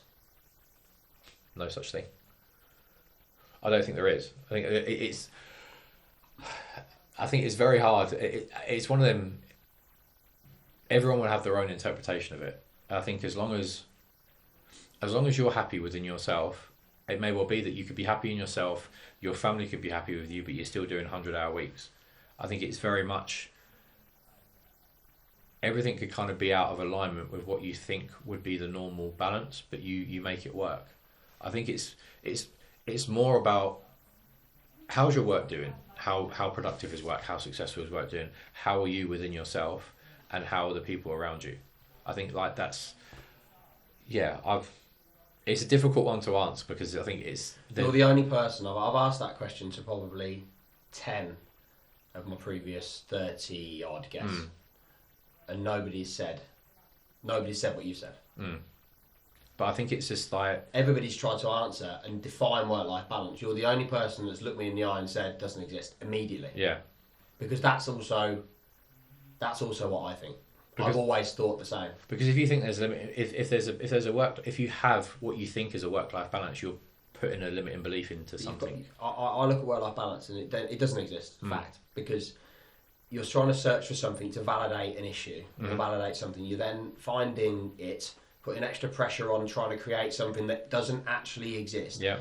If you've got a family, like my situation, I've got 4 kids, 2 businesses.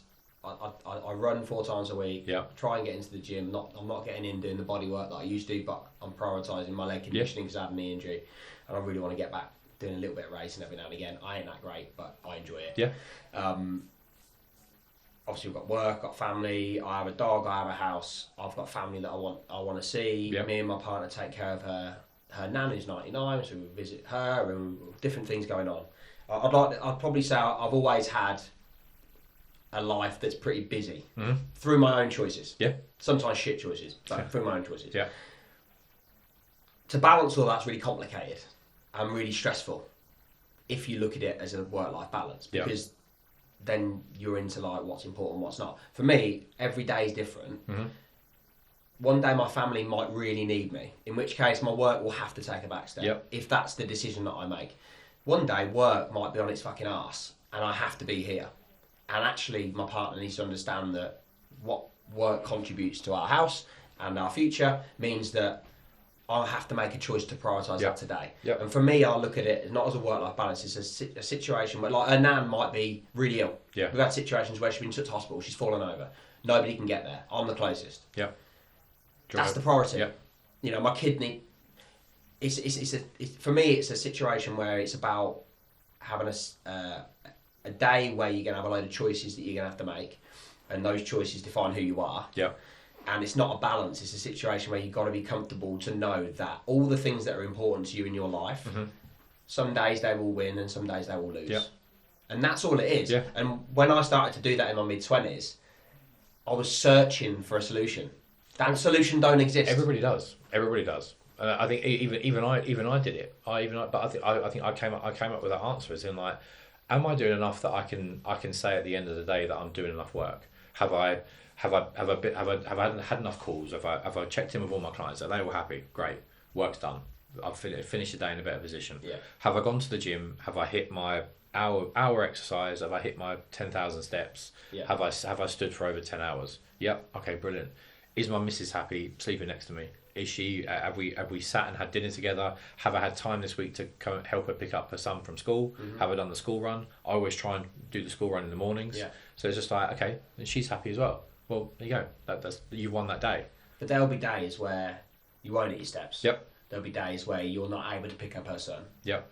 There'll be days where your work's gone to shit and you only spoke to half your clients because something else in your life has taken priority and you've made that decision. Yep. That's not a bad thing. No, it's life. You know what I mean? And I say to people, when I talk to people all the time, it's like, my work's really important to me because it's just really important to me for a variety of different reasons. My family are really important to me. Yeah. My kids are really important to me. My wider family are important to me. I'm also important to me. Yep. How I feel is really important to me. How I look is important to me.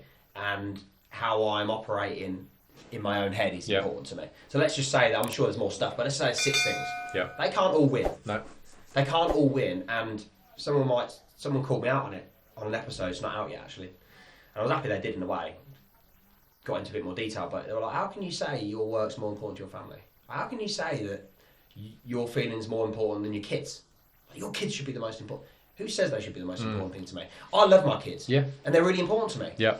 But some days, they will take a back step. So, and this is when it's down to opinion. Yeah. Some days, work will win. Might be 2-3 days solid where work will win and no one else gets a look in. Yeah. And then some days where, well, I've just had a baby and I've had 8 weeks off. Yeah. Never had 8 weeks off. And I got itchy very quickly. Yeah. And Mrs. is like, you need to go back to work. Because she knows how I'm programmed. Yeah. It's like, no, this is important. I've not had, in all 4 of my kids that I've had, never had this time. Yeah. I won't get this time again. So this is where I want to spend my time. And yeah, I'll pick up a little bit here and there, keep, scratch the itch. But I won't be doing anything invested. I won't be taking hours and hours out of my day. I won't be going into an office. Yeah. I'm just going to be doing this, pick up a few calls, a few emails if I need to. And it's like, but that's a lot more flexible. Yeah, but I think that's the best way to look at it, because I think everyone has. You get asked that question all the time in regards to like what's more important to you, work or family. It's like both. Yeah. Because they both serve each other. My missus knows if I don't work, I'm a twat at home. She knows. And she knows if I work too much, I'm also a bit of an idiot at home. But she knows that work's important. She knows where that plays in my mind. She also knows if I haven't been for a run in 2-3 days, I'm probably going to get itchy, a bit snappy. And she knows if I miss something that's to do with my kid, for example, one of my kids, or if I'm not at something that I should be, or if I forget, I've had it in the past where I forgot to pick my son from school. Okay. She knows that will hit me. She knows why, because I'm juggling a lot of plays. Yeah. There's no excuse for it. I'll have my hand up. Twatty dad moment. Yeah, okay. But that upset me. So it's like all these situations happen. Yeah. And it's like, well, you can either go really, really complex and stress yourself out by saying, what is that work-life balance? Find me a mentor that can just regulate all of this for me. Or you can take a less stressful approach and just be a little bit more flexible. Yeah. But with a little bit of strategy in there to know that these things are important. Because Yeah. you could go the other way and be like, nah, family's not important, work's most important, and then you lose your marriage. Yeah. And then what are you doing it for? You're not having to share it with anyone. And then you regret. Like what the interesting thing looking into what you do and what you've said to me previously is you're enabling these professionals that already have the DNA and the skill set to be successful and have that drive and that motivation attitude. Just how do I make that happen across everything that's in my life? Yeah. I think that's what it is. It's the work. I don't make like fundamental changes like that are going to completely come. I'm not going to come in and rip everything up. It's just like, tell me what your life is like. Tell me what you want to achieve. And it's like, then we can kind of claw back. Well, you don't need to do this. You said you do this every day. You don't need to do that. That isn't helping you in any pillar here. So we can save you an hour and a half. So that hour and a half can be spent on what the biggest thing we're going to, whatever phase we're in at the minute. Yeah. So it's like, that's an hour and a half that you could have a good 45-minute gym session there and back. You got that's your what makes you different? So let's just say, don't take offence to this, by the way, but he just sounds like an online PT. Yeah. What makes you different with these people? What are you doing differently in your approach to these people than just, I don't know, a couple of meal plans and then I ain't speaking to you for a couple of weeks? That's a fair question, and I have been asked that a lot. I think the thing is with me is that obviously I've been in numerous mentorships when it's very much PT fitness focused and everything's numbers. Yeah. And it's always a flex of like, I've got 100 clients, got 1,000 clients. It's like I don't want that. I don't want there to just be a number on my sales sheet every week, because it doesn't mean shit to me. It genuinely doesn't. Like the journey that I've been on, and to know what it's like to completely fall out of love with yourself, to have nothing, to feel rejected, to have all this crap to deal with but still come out the other side. I know that there are guys out there that are, their work is probably the only thing that's keeping them together.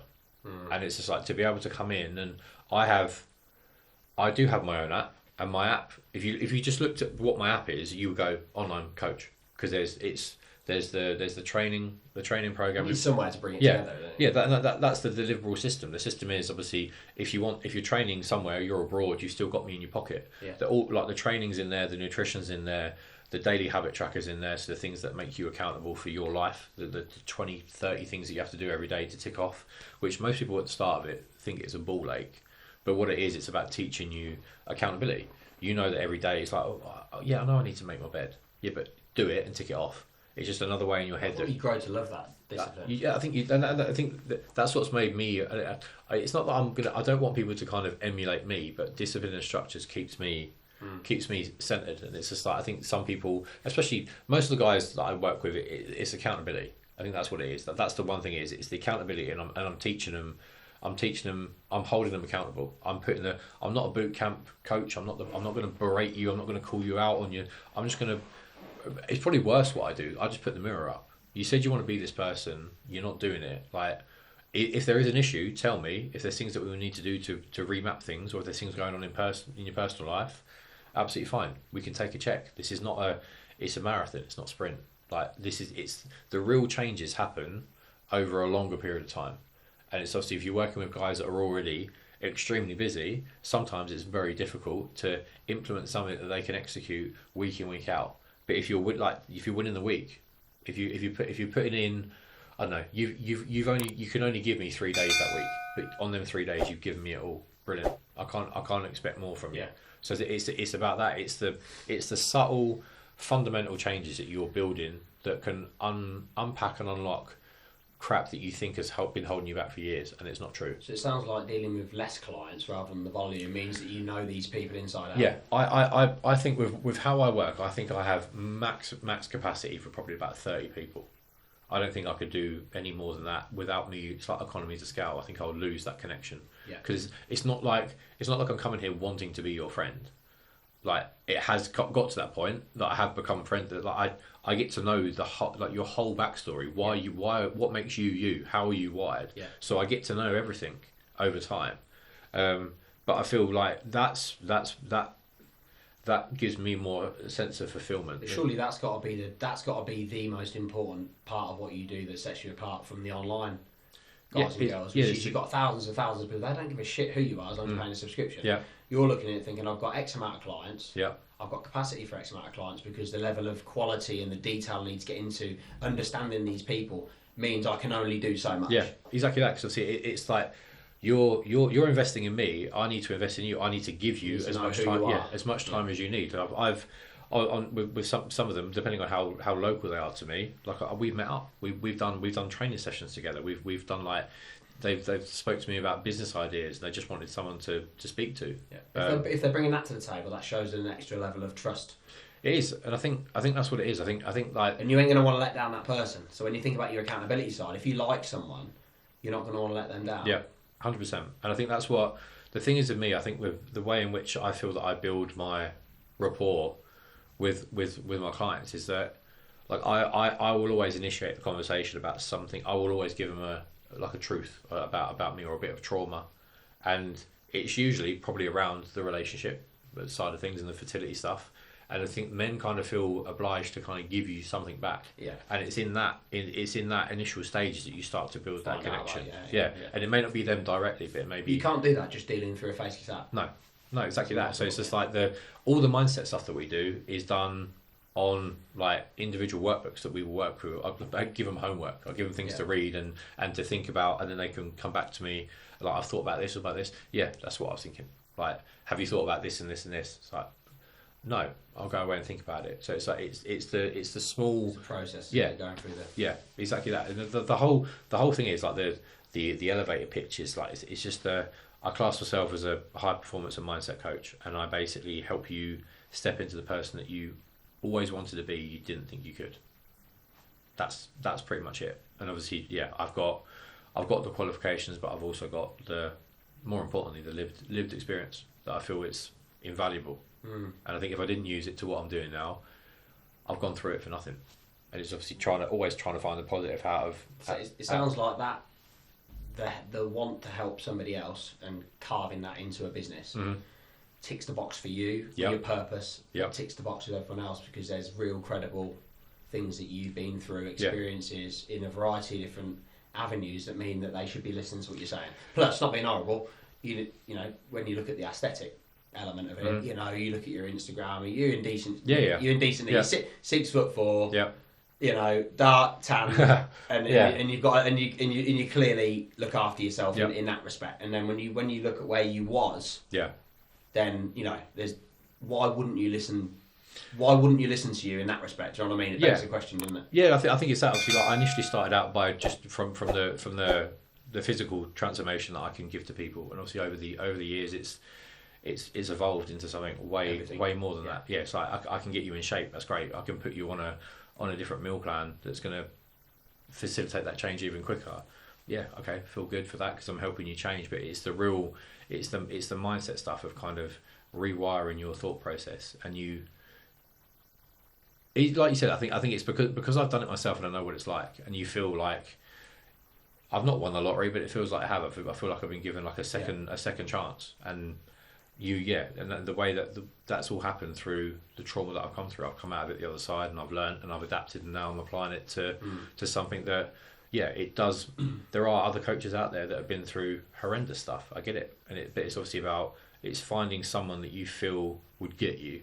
Yeah, click with. Yeah, and obviously that's where, again, the more conversations I have with people, like if you sit and have a consultation call with me, we chat or we have a coffee, and you don't vibe with me, you don't feel that I'm the best person for you, absolutely fine. I think given the audience that we have a lot of people that do run their own businesses or want to run their own businesses, a lot of people that might be at a reasonable level of a company that they don't own, but they've got that lifestyle and strain. Certainly defining, a lot of the audience we have defines as young to different professionals. Yeah, I think if you're listening to this in that realm, which is probably going to be 65 to 75% of our audience when we last looked earlier on this year. Yeah, you help those people specifically. I'm sure you can help others, but in terms of your niche, you understand those professionals and high performing people. Yeah, I said most of the guys that I work with, it's between 35 and I think 56 is the oldest. So 35 to 55. So it's like similar ages to me and above. Yeah. And there are a few that are like multiple. Well, I guess you could class yourself as international. I've got a client in Dubai, Marbella, Bali. But they're all the same. They're all like senior level or entrepreneurs running their own business. And it's just like I said, the reason for that is that I feel that they already know like the core principles of them. They're already there. Yeah. It's just about applying what they know and they've nailed. Yeah. And obviously, if you're starting from scratch from someone in a gym, you're really starting with a complete blank canvas, which is okay. Yeah. But I've done that, and it's just I feel that it makes me. I feel like I get better results and a better connection with someone that already knows it, and you're helping just to rewire their thought pattern, and what they thought wasn't possible is actually possible. And if you run the course with me, you'll see why. So good. Yeah. What given that sort of niche, very much the people that are listening and watching this, depending on how you digest the podcast. Mm-hmm. You mentioned before we come on that you, especially for the podcast, you put together a sort of a fact finding questionnaire. Yeah.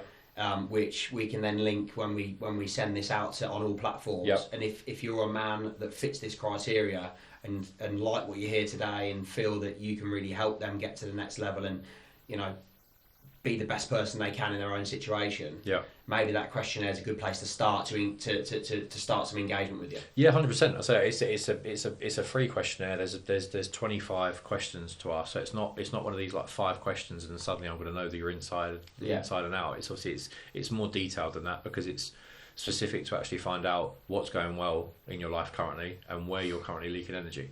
And the whole point of that is that you'll get a report. Okay, it's not going to cost you a thing.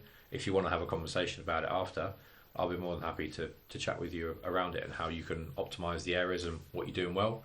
I'll happily blow smoke up your ass for doing it. And obviously the bits that you need improvement, I can give you a little game plan. And then if you want me to help you implement it, then like I said, there's a conversation to be had. I think there's got to be a starting point for everything in life, no matter what it is. And it sounds like that questionnaire might be a starting point for some people listening to this. Yeah, it's just going to give them just an overview of your training, your nutrition, your sleep, your work like routine at the minute, your rest, your recovery, and obviously how you see yourself as well. So it kind of covers all the areas that we go into in detail when you do work with me.